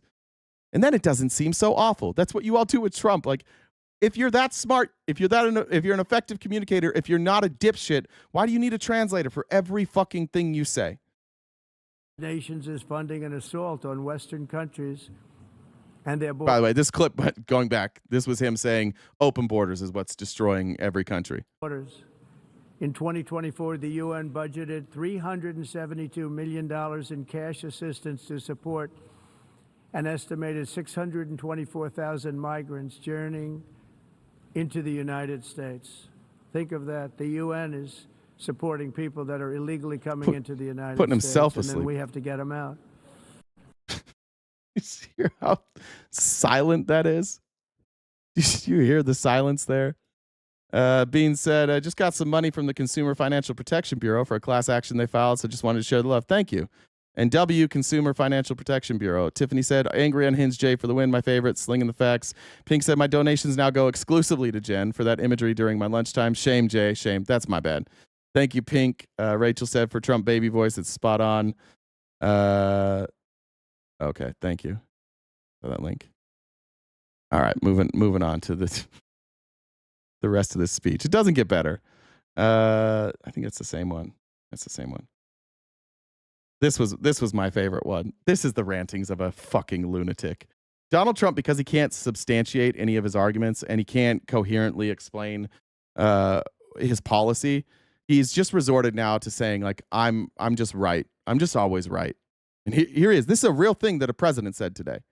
If you don't get away from this green scam, your country is going to fail. And I'm really good at predicting things, you know. They actually said during the campaign they had a hat, the best-selling hat. Trump was right about everything. And I don't say that in a braggadocious way, but it's true. It's not. You've been wrong about so much. You're wrong all the fucking time. This is why we say it's a cult. You have he's like, the proof that I'm always right is we sold a hat that said that. Yeah, bro, to your fucking cult. That's who. You've been wrong about almost everything. The times that he's right, like, what was he right about, MAGA? We'll give you a shot. Here's my prediction. MAGA, you tell me what Trump was right about. 80% of what they say is going to be something that's not right, but Trump has convinced them that it's actually right because the evidence against it is proof that it is right. The very fact that there's evidence against it is more proof of a deep state fuckery. What has Trump ever been right about? I'm sure there's things he was right about, for the record. I'm not claiming that he was wrong about everything. But like what? Give me an example. What are the things Trump was right about? Smart people don't like me. Yeah, he was right about that. Good point, Carol. Good point. Illegal immigration. No, he was wrong about illegal immigration. Because he calls asylum seekers illegal immigrants. So he's wrong about that. He's wrong about the number. He was wrong about whether they were eating the pets. TikTok. You guys are fucking... He was right about TikTok? What was he right about TikTok? This is crazy. This is worse than I thought. You guys can't come up with something? We won with the poorly educated. He was right about that. COVID. I don't know. He was the president during COVID. He made the vaccine. The vaccine that he's banning now. Yeah, he was totally right about that. Biden will be the worst president in history. He's wrong about that. This is crazy. You guys are actually worse at this than I thought. You guys can't come up with one thing? He said he was going to be dictator on day one. Well, he kept going, though, so I don't even know if he was right about that. Biden taking money from China. He was wrong. Jesus Christ. Why are you guys picking things that aren't true? This is alarming, folks. This is fucking alarming. You guys can't come up with one thing he was right about? They weren't eating the pets. That's a lie, and you won't find any evidence of that. In fact, the story that they used of the lady's cat that got eaten, she found her cat like 4 days later in her own basement. They had accidentally locked their cat in the basement. That was the basis of that story, by the way. So, no. Dude, holy shit, you guys have nothing? This is crazy. Russiagate, yeah, 34 people indicted, multiple people pled guilty, so that's not a lie either. Good God. There you go, Becky. I know you're not a Trump supporter, but you finally got one. He could shoot someone and nobody would care. That's true. When he predicts your guys' reaction to not giving a fuck. Windmills cause cancer. Yeah, nailed that. Zombies. This is crazy. This is way worse than I thought. They had the American with the goose in a different city. Yeah. There was like, that guy worked for Public Works and there was a dead goose floating. And so he removed the dead goose because that was his job in a different city. Trump loves Epstein. Yeah, I guess got that. Oh, this is crazy. You guys have nothing? Guys, I'm scrolling through Twitch, YouTube, and TikTok all at the same time. We can't find one. The big guy in his share? No, he's wrong about that too, Juan. Good God. Juan, you got to shut the fuck up, man. This is bad for you. There were $0. The Republicans have admitted they found $0 and 0 cents that were tied back to Joe Biden from Hunter Biden. This is when we say, guys, when I say that everything they believe is a lie, like I'm not joking. I mean it. Look at these responses. They can't come up with one thing he was right about. They just say shit that they hope is right. Yeah, I got that one, Eshel. Yeah.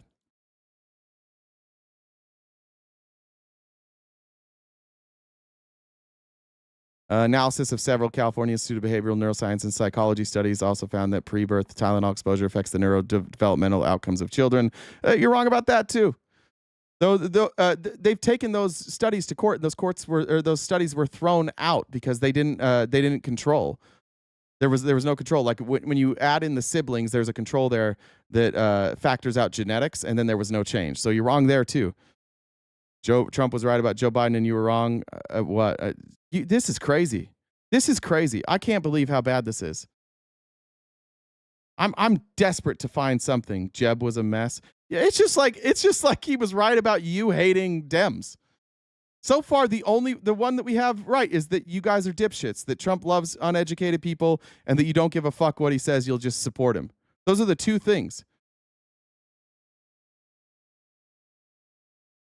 Trump is right when he was at the UN last time and told the Germans to their faces that they would go into a depression if they didn't have a reasonable energy policies. Look at the German economy now. Is the German economy, is there anybody that's tracing that to energy prices? Because I haven't seen that. I don't think that that's true. I don't even know that Trump said that, but he said it again here today. Good Lord. All right. Good try, guys. That was sad.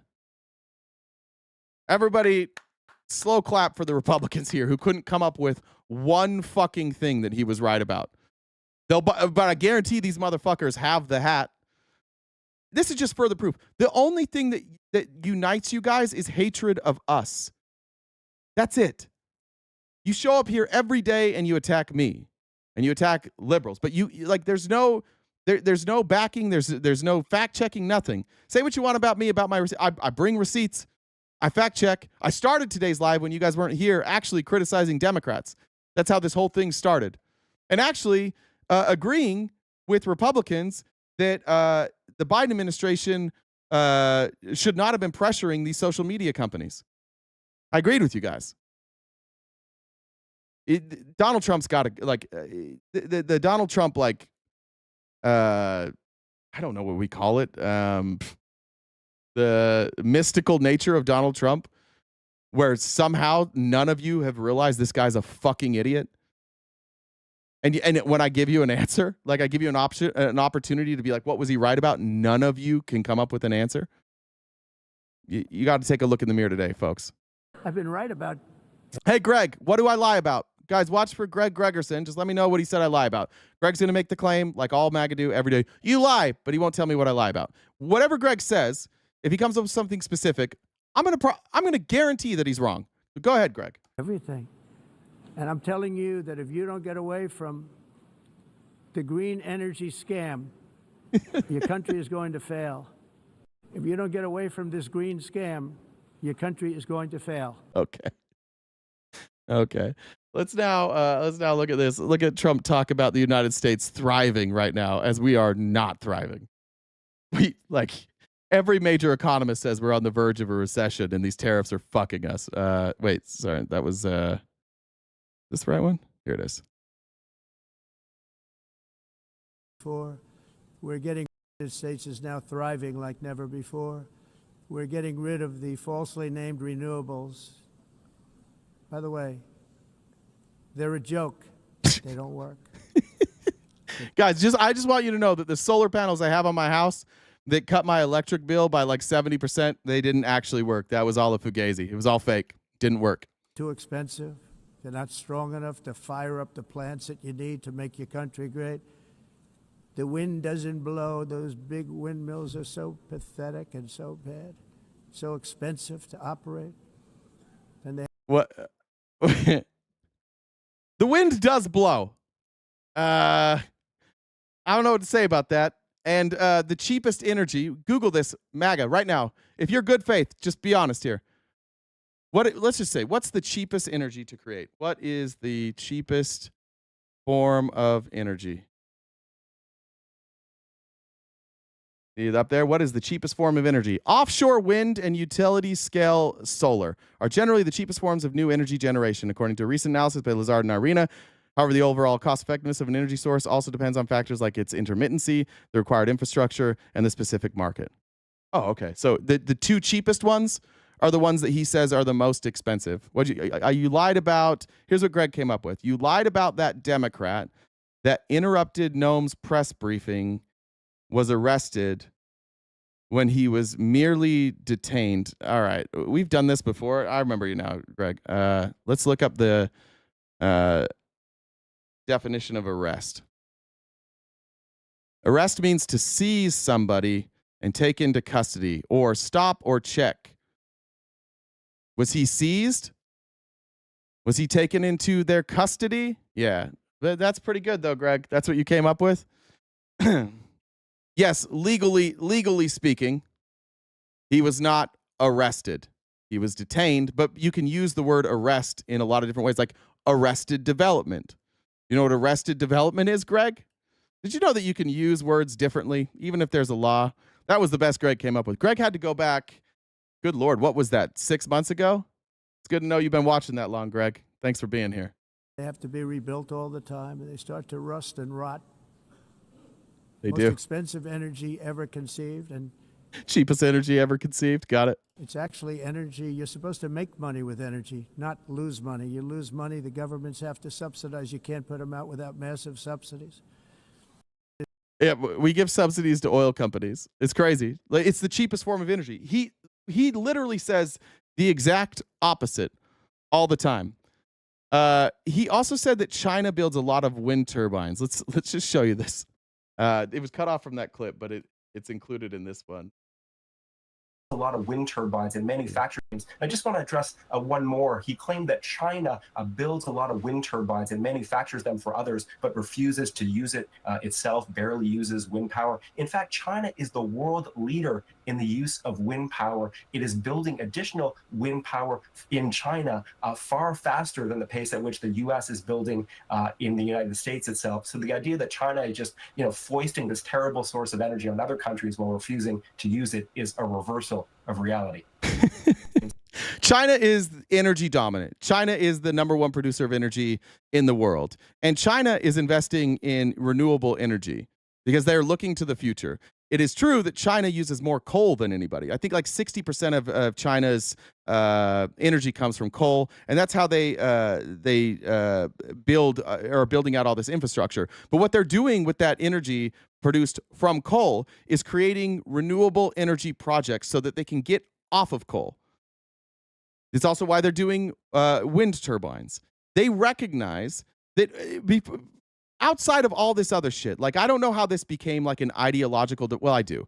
It's an ideological divide because Republicans are sheep. They just repeat shit. And there's only one group of people that it wouldn't benefit to have renewable energy. It's only one group of people. And it's those who make their money through oil and gas. For you, the consumer, if you had renewable energy, it would be cheaper. Your air would be cleaner. We would see reversal in climate change.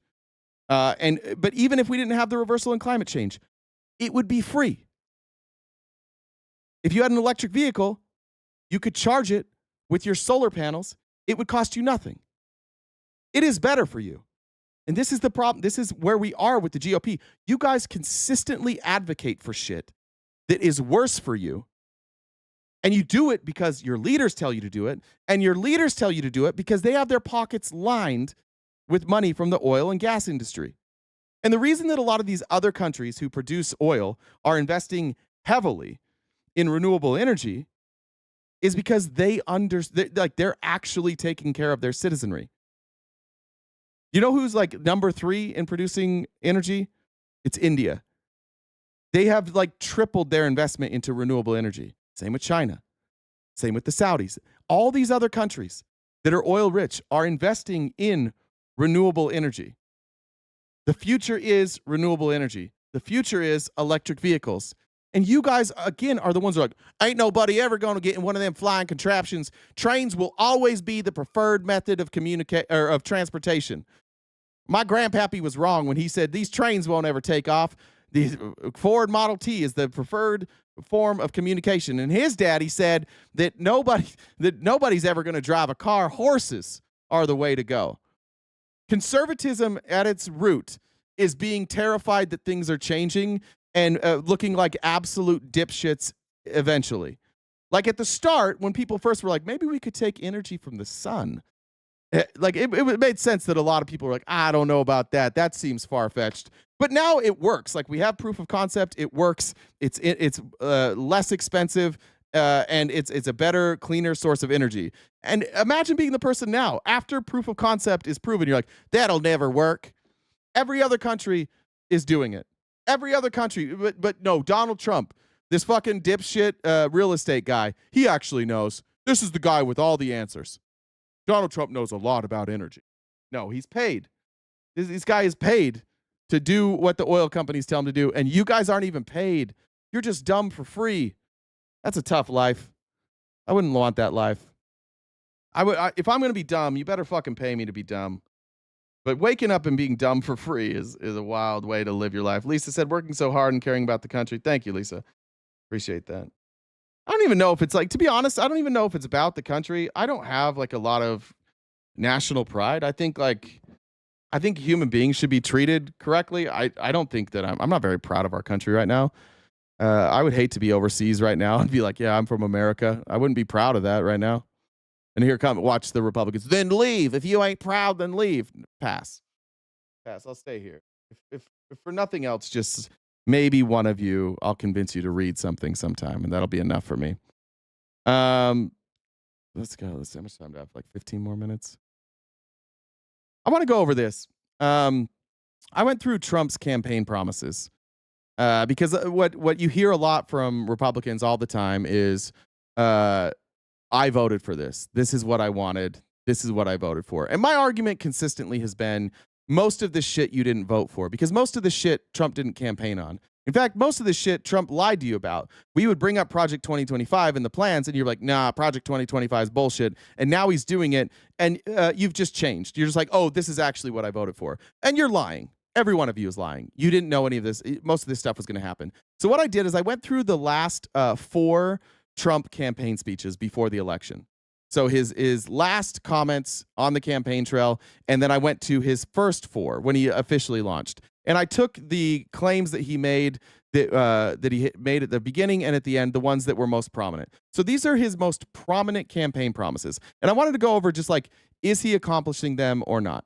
So the first one is seal the U.S. border and halt illegal immigration, including a pledge for the largest deportation operation in American history and the end for automatic citizenship for children of undocumented immigrants through executive orders. He did that. Every bit of that he did. And you guys can be proud of that if that's what you wanted. I think that the economic repercussions of that are bad, but I will give Donald Trump credit, and I will give you credit for voting for that, and Donald Trump bringing that promise to fruition. Second, he said he would revitalize the American economy by ending inflation. Obviously, not the case. Inflation's going up. Cutting taxes for workers, incentivizing domestic manufacturing, and imposing new tariffs on goods from Mexico, Canada, and China. So I wanted to pull the numbers. Inflation, like I said, was at 3% when Donald Trump entered office. It immediately dropped before any policies went in, and we had it down to 2.3% in April before any Trump policies came into place. In April, you started to see the tariffs come into place, and then I think in May and June, they've accelerated. What we saw is that trend of inflation dropping has reversed now. And now the inflation, according to CPI, is at 2.9%. The expectation from the CPI and from basically every economist is that will continue to go upwards. We expect it to go to 3.2%. At that point, and that's at the end of next year, at the end of this year at 3.2%. If then we scale back the tariffs, then we can see that return to like 2.5%. But if Donald Trump keeps the trade war going, there's not really an end to what inflation will go to. On top of that, during this year, the U.S. dollar, since Trump has entered office, has lost 11% of its value. So what used to be $1 is now 89 cents. 11% of its value. Wages, even year over year, have gone up 1%. Which means at best you're receiving 10% less than what you were getting before. Even if the dollar amount is higher, it's not worth as much, so you're making 10% less money under the Trump administration. Under the One Big Beautiful Bill, we had tax cuts, which now have contributed to concerns about ballooning government deficits. The conservative estimates say it's going to add $5 trillion to our debt in the next 4 years. Remember, he said he was going to eliminate the deficit. Remember that? 13% as of yesterday. Thanks, Breon. I thought I knew. I thought I had heard 13%. That's a new number. Okay, so 13%. So it's down 12. Or excuse me, your value is down. If you had a 1% increase, it's 12% loss is what you really took. We're gonna see our debt get well over $40 trillion. He said he was going to take care of that. He's not going to do that. There's no pathway forward that says that that the debt will go down. So he failed on that one. U.S. growth projections for 2025, which initially were optimistic, have all been revised downward. We have much weaker than expected economic data and jobs data, which is leading to like the rate cut that we just had from the Federal Reserve. He's failing by every metric. Now, despite the fact that he now is saying we have $17 trillion of new investment coming into the United States, almost none of that is realized. We can account for virtually none of that money. In fact, international investors, people who weren't like part of these negotiations for these tariffs, they have shifted away from the United States. We're seeing much more investment in places like Brazil and India and the African nations and the European Union and the Middle East.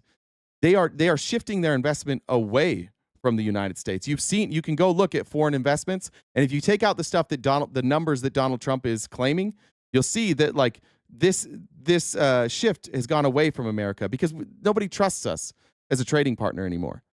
Nobody trusts our government. It's too, like if you're an investor, if you take the Trump hat off for a second, if you're investing in a business or in a country, do you want one that is stable? Or do you want one where every day it's a guess? Where you never know how they're going to react to something. Donald Trump keeping people on his toes or keeping you all on your toes works politically. It does not work economically. There are far too many smart people who are not willing to risk their money coming into the United States. So they're trying to find other places to invest. We've lost, I mean, we've basically lost all of Africa. China has come in and scooped up all these USAID contracts that you stupidly thought were a waste of money. And now all of these mineral deals that the United States probably could have worked out with Africa, those are all going to China. Same with South America. Any country that's not nationalizing their minerals, they would rather work with China and India than us. Because China and India, whatever you want to say about them, we've always said those are the bad guys. They're not invading other countries. They're stable. They're not currently like in front of the UN telling all of their allies to get fucked. This is not going well. The third promise Trump made was he would make the United States the world's dominant energy producer by declaring a national emergency and supporting domestic oil and gas expansion. That's going poorly. China is energy dominant. They are the dominant producer. And they make up something like it's about double. Let's see, energy production by country. It might be more than double, but I think it's about double. Let me look here. All right, China 127 quadrillion BTU. United States 103 quadrillion BTU. If you're looking at what is it, terawatt hours, China produces 10,073 terawatt hours. United States 4,387 terawatt hours. So yeah, about double there. And China's energy production is skyrocketing, especially because of renewable energy. The biggest gains that we saw in the United States in the past few years were in renewable energy, and now we've undone that. That's why you see Donald Trump over at the EU today. NATO today, and threatening all these countries and be like, don't do renewable energy. You have to buy oil. Where are you going to buy oil? Oh, from us. He's doing a shakedown at NATO today. And what do you benefit from that, by the way? If they start buying more oil, do you see more money in your paycheck? Mm-mm. Do you see gas prices lowering? No. Yeah, that'll actually increase gas prices because that's increasing the amount of consumers. If we drill here and we don't export the oil, gas prices will drop here. But the oil companies don't want that. They want as many customers as they can. That's why Donald Trump is shaking down all these countries for the oil companies, not for you, Not for America, not because it's better for you, not because your prices will come down, but because he wants the oil companies to make money. And the oil companies hate renewable energy because it ends them. They want to suck out every bit of oil. Ironically, the oil companies are also investing in renewable energy because even they know that the future for them is renewable energy. But lucky for them, they got this dipshit in chief who's like, I am 100% comfortable selling out the American people for my own personal gain. And I've got an army of dipshits who will not even do math.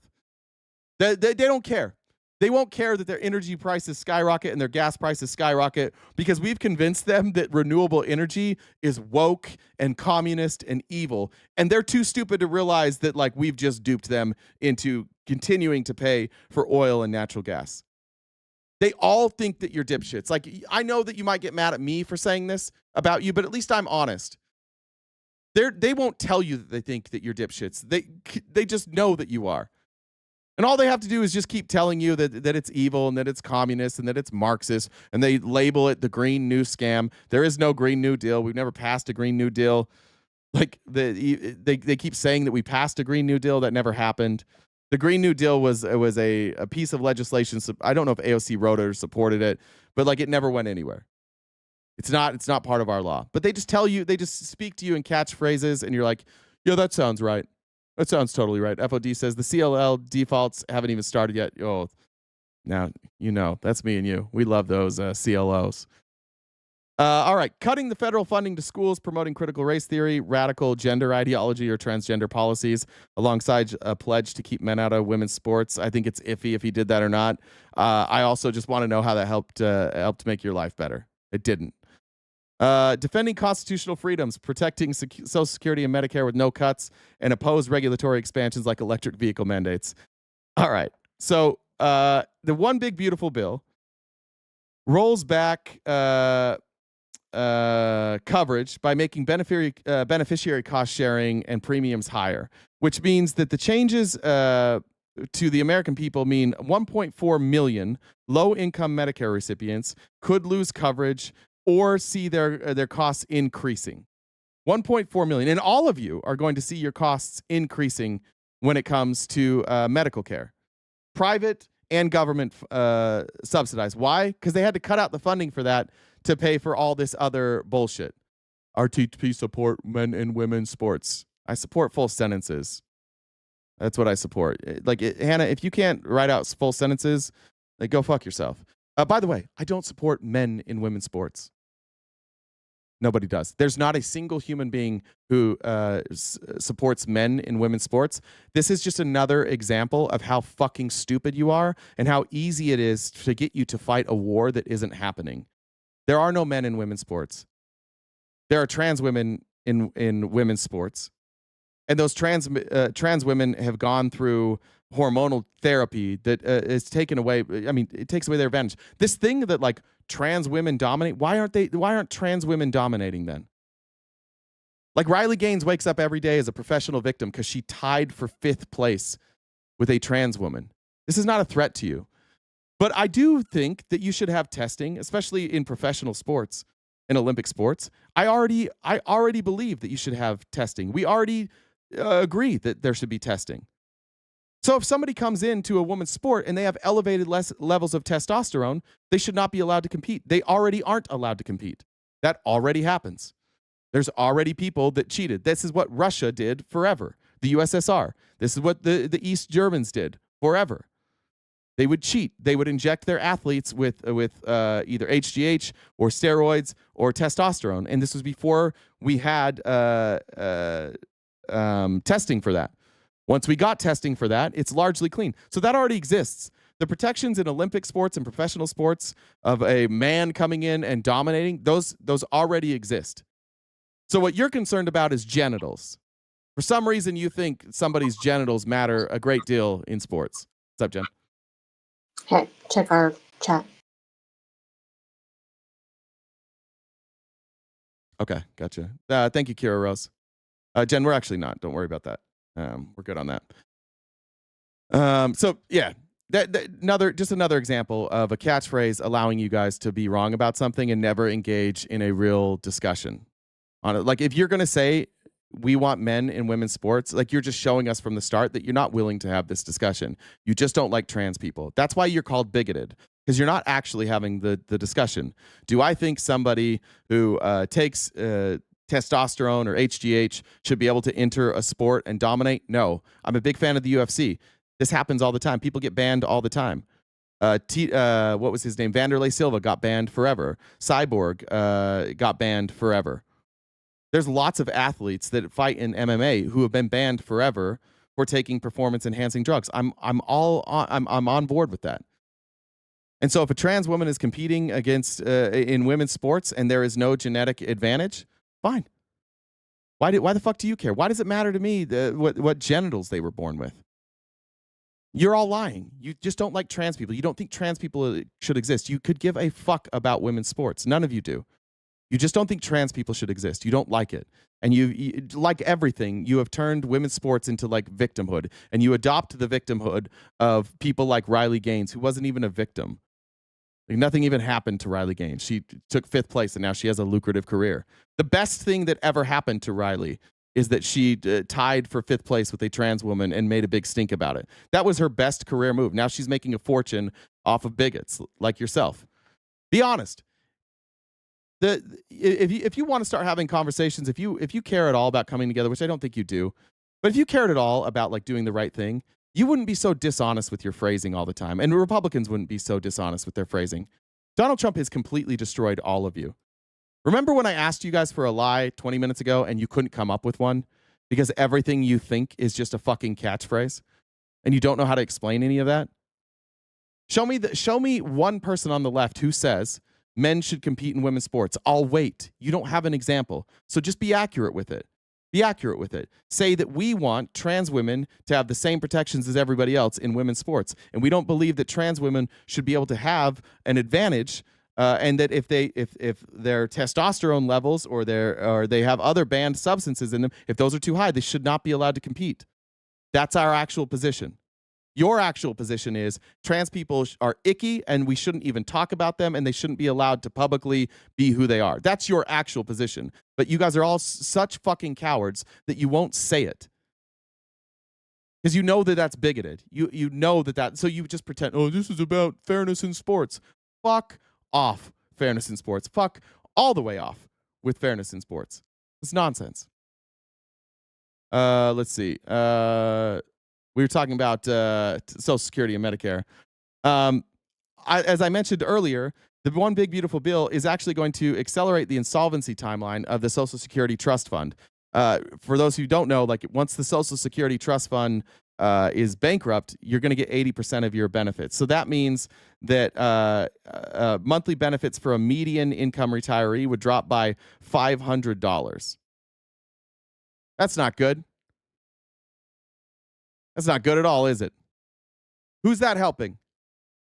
So retired people will have less money to spend, which doesn't help you at all. Who benefited from that? All you have to look at is the tax cuts.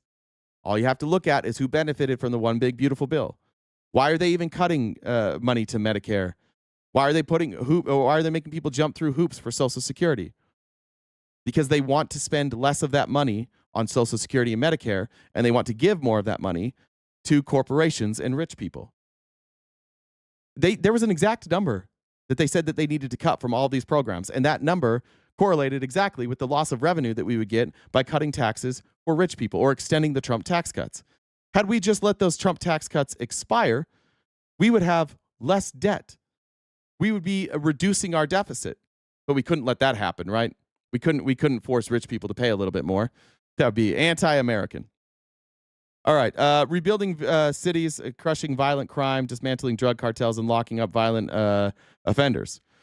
This is a weird one because the Trump administration's budget cut 44% to the Department of Housing and Urban Development. This is part of Project 2025. So we've cut half the staff at HUD, which is Housing and Urban Development. And what Trump is doing instead, and what Project 2025 says, is that we should take housing and urban development and privatize it and hand it over to who? Who's it going to be handed over to? Did anybody know? Private equity. Who are the biggest private equity investors? in this country. Again, Project 2025 says turn housing and urban development over to private equity. That's BlackRock. That's Vanguard. All these people you used to say are the deep state that are in Trump's pocket. And Trump, if this continues, by 2035, 60% of houses will be owned by private equity. Everybody will become renters. In Russia, you don't own your house. In Russia, you basically have a house as long as you live, and when you die, it goes back to it's not private equity, it's the government, but it's oligarchs. The oligarchs love this. It's guaranteed revenue. People are always going to pay for their housing. But what do you lose if 60% of Americans are renting their house? What do they immediately lose? Almost all of their net worth. They lose equity. They lose access to lines of credit. They lose generational wealth. And that generational wealth gets transferred from the middle class to the motherfucking richest among us. Again, they just fucking lie to you. They tell you, oh, it's all about freedom. It's all about the free market. No, it's not. They're setting this up. They're setting up a fucking oligarchy. They want to take all of the houses and sell them. And for those that are getting ready to retire, who are looking at their Social Security and Medicare and they're going, this isn't going to be enough. They might think, I'm going to downgrade. Maybe I'll get an apartment. So they sell their house to fund their retirement and live maybe in a trailer, maybe in an apartment, maybe they get in an RV, whatever it might be. And who buys that house? Private equity, increasing their net worth, increasing their access to equity, and giving them guaranteed income streams. And one by one, they pick off all the houses. And eventually, you can't buy a house because you can't compete with their money. I'm going to buy, this house is worth $250,000. It's on the market. And you're like, I have $250,000. The bank approved me for a $250,000 loan. I would like to pay you $250,000 for this house. And they're like, cool, we'll let you know. And then private equity comes in and they said, we're going to give you $255,000 cash. And you're like, fuck, you're done. You lose. You got a cash offer for $5,000 more. The private equity company is going to recoup all that money anyways. You will lose every fucking time. The damage that Trump has already done to this country is going to be really hard to undo because we're going to have to enact legislation taking back property from rich people. We are going to have to go to BlackRock and Vanguard and say, sorry, fuckers, can't have it. You have to sell this all. We are going to have to force the 1% to sell assets in order to make this American dream keep going. And you guys are going to be fucking mad about it. You're like, this is socialism. I'll take socialism over oligarchy. But again, it's just constant fear-mongering. They tell you every fucking day, it's about the free market capitalism, free market, and then they just sell you the fuck out. That's the plan. It's in Project 2025. It's a mandate for leadership. That's what it's called. Project 2025, a mandate for leadership. And it's a bunch of Christian nationalists who don't like democracy. And if you can't undo democracy, then the next best thing you can do is create a fake democracy that on the surface looks like democracy, but it's really not, a la Russia. You should not be surprised that Donald Trump speaks so candidly and openly about how much he admires Vladimir Putin, because Vladimir Putin took a democracy and turned it into a piggy bank for him and all of his friends, while the rest of the country can get fucked. And they claim that they have elections, but they don't. They just kill off anybody who ever comes close to beating them in an election. They change the numbers. They steal people's wealth. You Republicans are the downfall of America. It's happening in front of you. You're watching it happen in front of you. You're too fucking obsessed with shit like trans people and shit like immigrants eating your pets and all these ancillary arguments that don't affect your life one fucking bit. And you're so goddamn obsessed with those things that when I'm telling you a very real thing that's happening, that they have laid off half the workers at HUD, meaning that those contracts aren't being reviewed, meaning that those contracts then go to private equity, They're just dismantling all of our systems of protection while private equity swallows up everything. And you're sitting there being like, I'm all about fairness in women's sports. No, the fuck you're not. But stop letting yourself be distracted by all this shit, please. If you can't hold on to your house, like eventually, if you own your house right now, eventually economic hardship may come your way. And they need economic hardship to come your way. When you look at this and you're like, I don't get it. How? I'm a Trump voter, and I voted for things to get, but he said he was going to do inflation. He said he was going to restore the American economy, that he was going to build the biggest world class or biggest middle class the world had ever seen. He said all these things, and he says all this stuff like he's going to restore American greatness, and it's not happening yet, but it will. You being this apathetic and pathetic is how we're going to lose our country.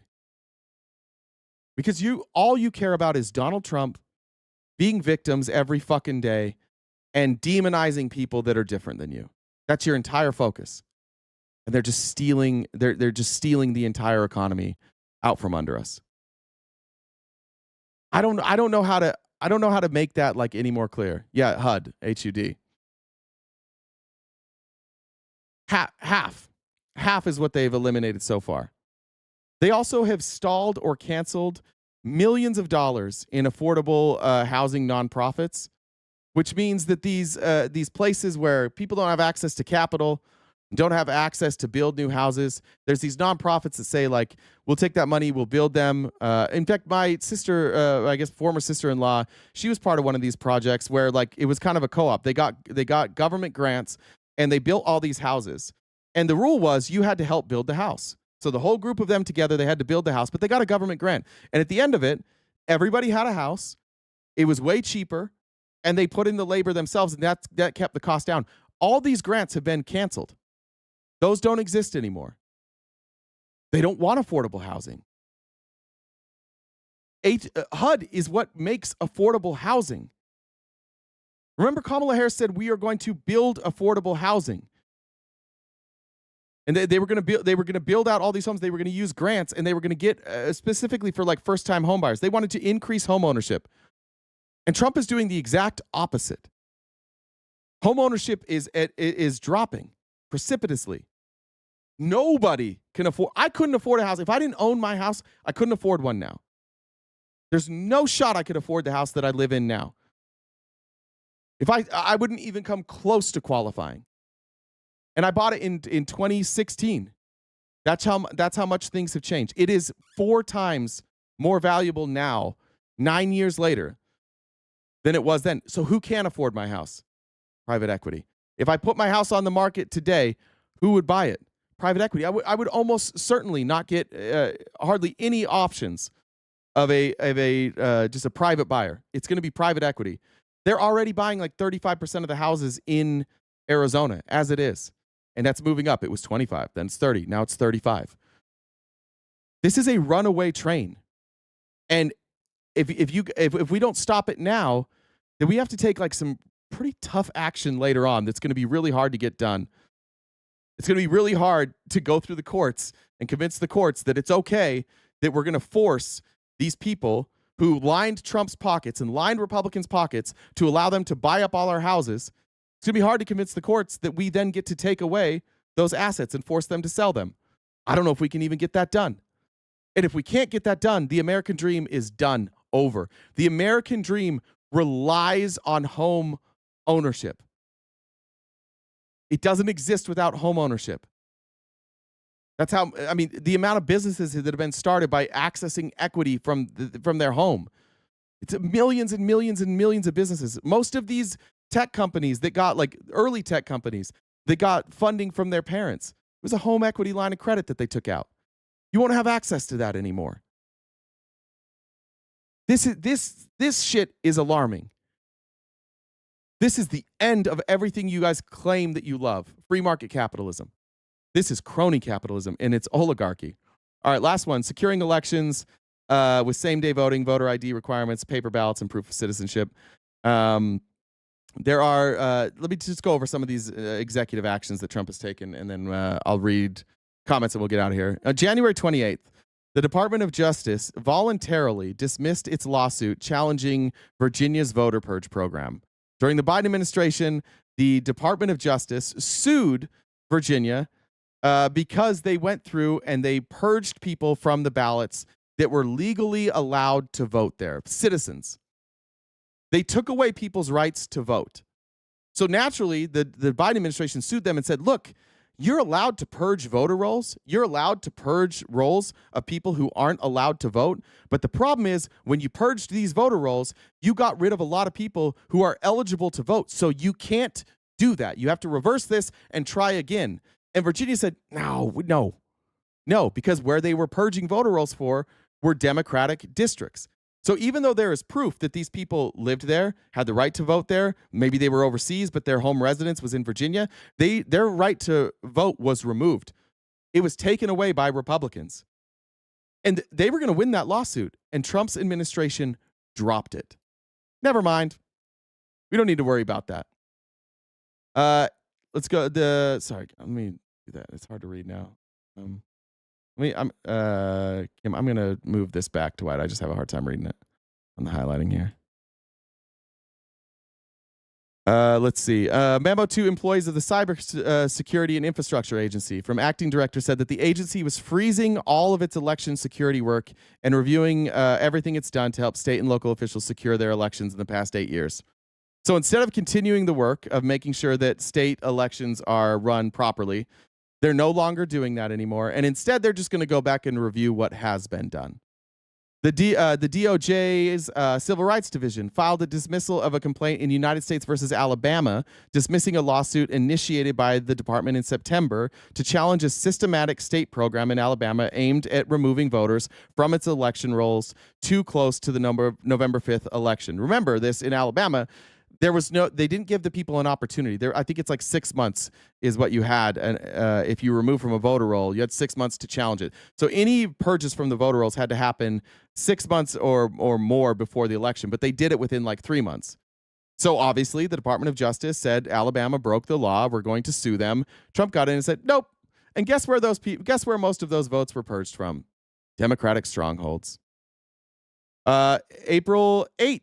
The White House issued a statement of administration policy of the Safeguard American Voter Eligibility, or the SAVE Act, which is going to prevent millions of eligible U.S. citizens from voting. And this disproportionately is going to affect Latinos, Asian Americans, Native Americans, and other voters of color. The reason it does this, and this is how Republicans like snake around this, you look at a policy, and the SAVE Act basically made it so that there are different ways that you can verify your eligibility to vote, and every year you don't have to renew with those same sources. Like if you've shown that you're eligible to vote in 1 year, you're basically eligible to vote.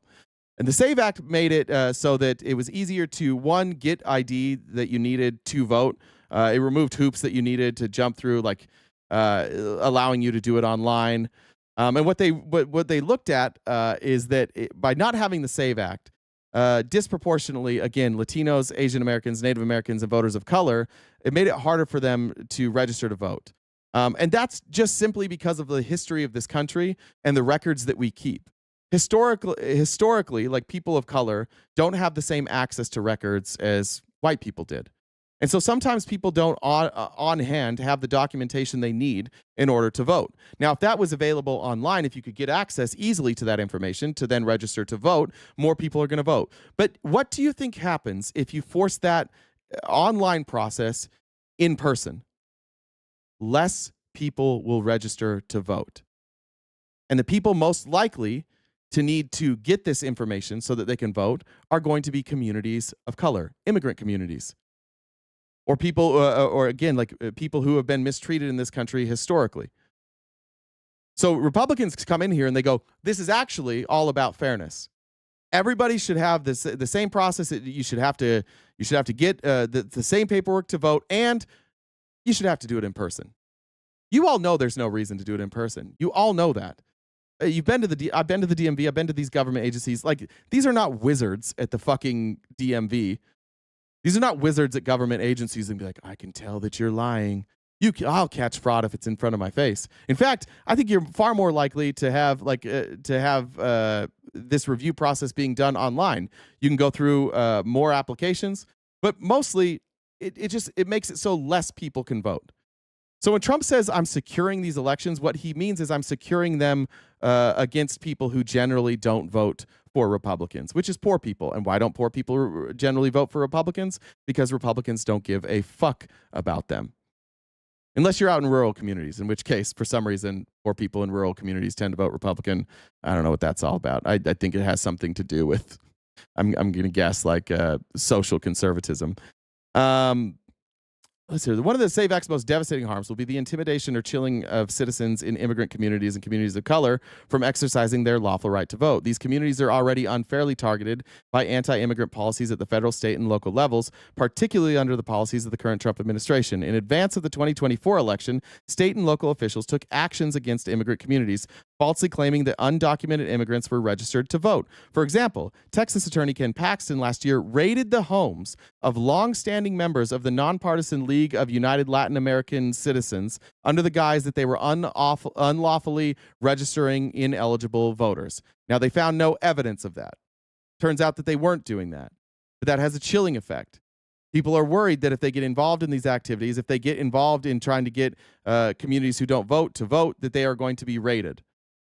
University of Maryland Center for Democracy and Civic Engagement, vote writers, and the Brennan Center for Justice revealed the stark reality that U.S. citizens of color were 3 times more likely than white citizens to lack documents such as U.S. birth certificates, passports, naturalization certificates, or certificates of citizenship, or face difficulties accessing them. For example, while approximately half of American adults possess a passport, 2/3 of Black Americans do not. Adding to that burden is that proof of citizenship is not a one-time requirement. The SAVE Act requires submission of citizenship documentation every time someone registers to vote, forcing voters who move and seek to register in another location, even in the same state, to provide documentation they may lack or cannot access easily. This requirement would also greatly hinder voter registration drives and other efforts, which is an important avenue to ensure eligible voters are registering in time to be able to cast a ballot, especially for communities of color. Notably, when Kansas enacted a similar law, more than 31,000 otherwise eligible U.S. citizens, 12% of the applicants, were blocked from registering. Cool. Now, I know that you Republicans don't care. I know that you don't care that the only way that you have ever won an election in any of our lifetimes is by cheating and making sure that underserved communities aren't eligible to vote. From lack of access to paperwork, from forcing people to jump through hoops, from going into communities like larger cities where a lot of people don't have a car because they don't need a car, and moving the place that they need to go outside of the city limits and not providing access online. You are able to lie and say, oh, we're just making everything fair. And Republican voters eat it up. And the reason that all of you guys eat this shit up is because you don't fucking care either. It's a zero-sum game for you. If you are able to explain away your racism or your bigotry by saying, well, you could do it, it's just hard, then you don't have to admit that what you're doing is racist or bigoted. These policies, again, though, they have a chilling effect on communities of color. And then add into that now that you're going to have the National Guard and a police presence at all of these polling places, and look at and knowing that Donald Trump has said, now do whatever the fuck you want. We'll take the heat. Do whatever the fuck you want. There are going to be people who will not go to these polling places. And then you say, look, oh, well, you have mail-in voting. Well, they're trying to cancel that too. Voting should be the most easy thing in the world. Like, I can open my phone by looking at it and doing a retinal scan. That's far more secure than any type of voter registration. That's what we should have. We could do that in an instant. You could have a thumbprint. There are a million of ways that are easy to vote. And every time we try and make it easier to vote, Republicans object to it. Why do you think that is? How is it that when it comes to voting, Republicans want you to jump through a million fucking hoops? But if you want to purchase a firearm, you should be able to just do it, no problem. Go in, fill out a form, you're out of there. If it's a private sale, fuck it. There's basically no rules. Somebody could just drive to your house and bring it to you. The Second Amendment, we can't have any infringement on the Second Amendment. But the fundamental right to vote, like, yeah, we're gonna force you through a whole bunch of hoops. It's the only way you guys win. You can look at this last election and you're like, Trump won in a landslide. He won by 2 million votes. But the most alarming thing in this election is how many people didn't show up. It's difficult to vote in America.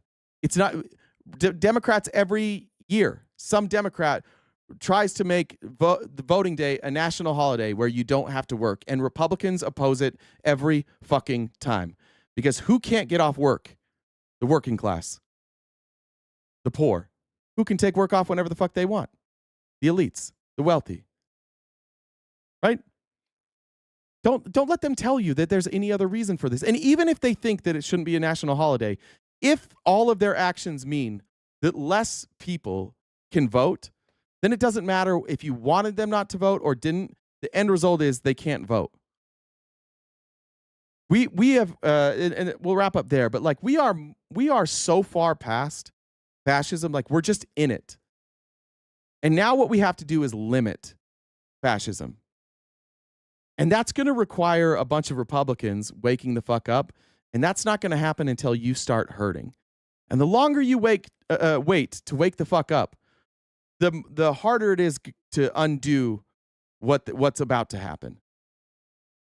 If you take away all the other shit I said today, if you just think about what they're doing with housing, you're fucked. Your kids are fucked. Your grandkids are fucked. Your great-great-grandkids are fucked. There is no scenario in their plan that benefits anybody but the rich. And if it is more important for you to put on that dumb fucking hat every day and own the libs than it is to take care of the future of America, your future, your kids' future, your grandkids' future, then I don't know what to say. Like, maybe we deserve it. If we can't convince you that, like, keeping home ownership in the hands of the people is necessary, I don't know what to do. If we can't convince you that, like, voting should be a fundamental right that is easy to access, then I don't know what to tell you. I think that the background that we chose today is perfect. Every person still supporting Donald Trump, this is you. You are silent and you're in the cuck chair. And you're too afraid to say anything. You're too afraid to think. You're afraid to critically analyze what's happening in front of you. And you would much rather be distracted with things like women's sports that none of you fucking care about, or Charlie Kirk's death, and making sure that you guys are appropriately treated as victims because Charlie Kirk died. You never want to talk about anything serious. And I think it's because as soon as we talk about something serious, you're going to realize real fucking fast that they're taking away your American dream. They're taking away your future. They're taking away your children's future. And this isn't like hyperbole. This isn't Donald Trump's last term. This isn't George Bush. This isn't, oh, we're cutting taxes and the rich benefit. This is, we're cutting taxes and the rich benefit, and they're giving them everything. They're giving them the cabinet positions. They're giving them defense contracts. They're bringing them into the government. They're allowing these private companies to surveil you. The corporate takeover is here and it's happening, and Trump is selling you out all along the way. He has not done anything to benefit you for 9 straight fucking months. And this is crazy. Like, this is you're in an abusive relationship. You're in a cult. And none of you are benefiting. That's the crazy thing. How the fuck can you be so mad at us? Is there no self-interest? I used to think that you guys were just like selfish. And so you like, oh, well, you're going to get tax cuts. You'll make more money. So fuck the poor. But at this point, like, it's hurting you now. It's not just the poor that are being hurt and affected by this. It's you, and it's the future of this country. And it could all be stopped if you guys reached down in your body and found a spine somewhere. But instead, you're sitting here in the chair begging and just like waiting for Donald Trump to tell you that you're allowed to take your dick out. Maybe you'll get involved at the end. But for now, you're just going to watch. And you stay quiet and you sit in that chair and you tell Donnie how great of a job he's doing satisfying your wife world/country. You sit there, you shut the fuck up, and you watch. And you watch as everything you love just gets fucked in the ass. This is all of MAGA. There's no exceptions. If you put on the hat, if you're complicit in covering up the Epstein stuff, if you're not talking about how they're taking away home ownership, this is you in the cuck chair. America First has brought you nothing but like a front row seat to seeing everything you loved fucked. And while they're doing it, they're like Donald Trump's looking back at you like, this is actually you. This is good for you. This is actually what you wanted. This is what you voted for. And you're like, yeah, this is what I wanted. When I married my wife, I was thinking, I sure hope somebody else fucks her the whole time. I sure hope it's not me that's fucking her. I sure hope that I can just sit in the corner and watch that the whole time. That's what I really wanted when I got married. That's what you're getting. You're getting fucked. And you got a front row seat and you're cheerleading it. Get it the fuck together, MAGA. You get it the fuck together. Brad said Niners will lose this weekend. Fuck you. Cardinals will win Thursday and MAGA will still be cucked. I didn't like most of that. How'd that game go on Sunday, by the way? That was pretty good. Linda said happy Rapture Day. Appreciate you. Johnny said the American dream is now being able to save enough money to get out of America. Facts. Lisa, thanks for doing the deep dives. DJT sucks. 6 Cents Amelia says people with closed fists cannot shake hands. I've never heard that. I like that. Mama Molly said I did hardcore versus lap dancing. I am trans. I did it before and after. My muscle aren't as strong. My recovery is not the same. It is not the same. Thank you. I don't know what hardcore. Oh, hardcore VR lap dancing. Good Lord, I have no fucking clue what that is. What are you performing and then like somebody they have a VR headset on? Is that what that is? That's crazy. I didn't even know that existed. Got that from FOD. Let me look through here, make sure I didn't miss any. Susan said, keep up the good work. And Katie, thank you for the pink hearts. I appreciate that very much. All right, I think we got it. All right, everybody. We'll be back tomorrow morning and every weekday morning, 9:30 a.m. to 1-ish Pacific Standard Time, right here wherever you watch today. Thank you for everybody for supporting us today. We accomplished our goals. Make sure you subscribe, have a paid subscription if you want to join us next Monday for episode 2 of The Altar, where we're going to watch a bunch of Mormons awkwardly talk about dating and bleep the word sex. Can't wait for that. And then make sure you're following us on any social media app that you have. We're probably there.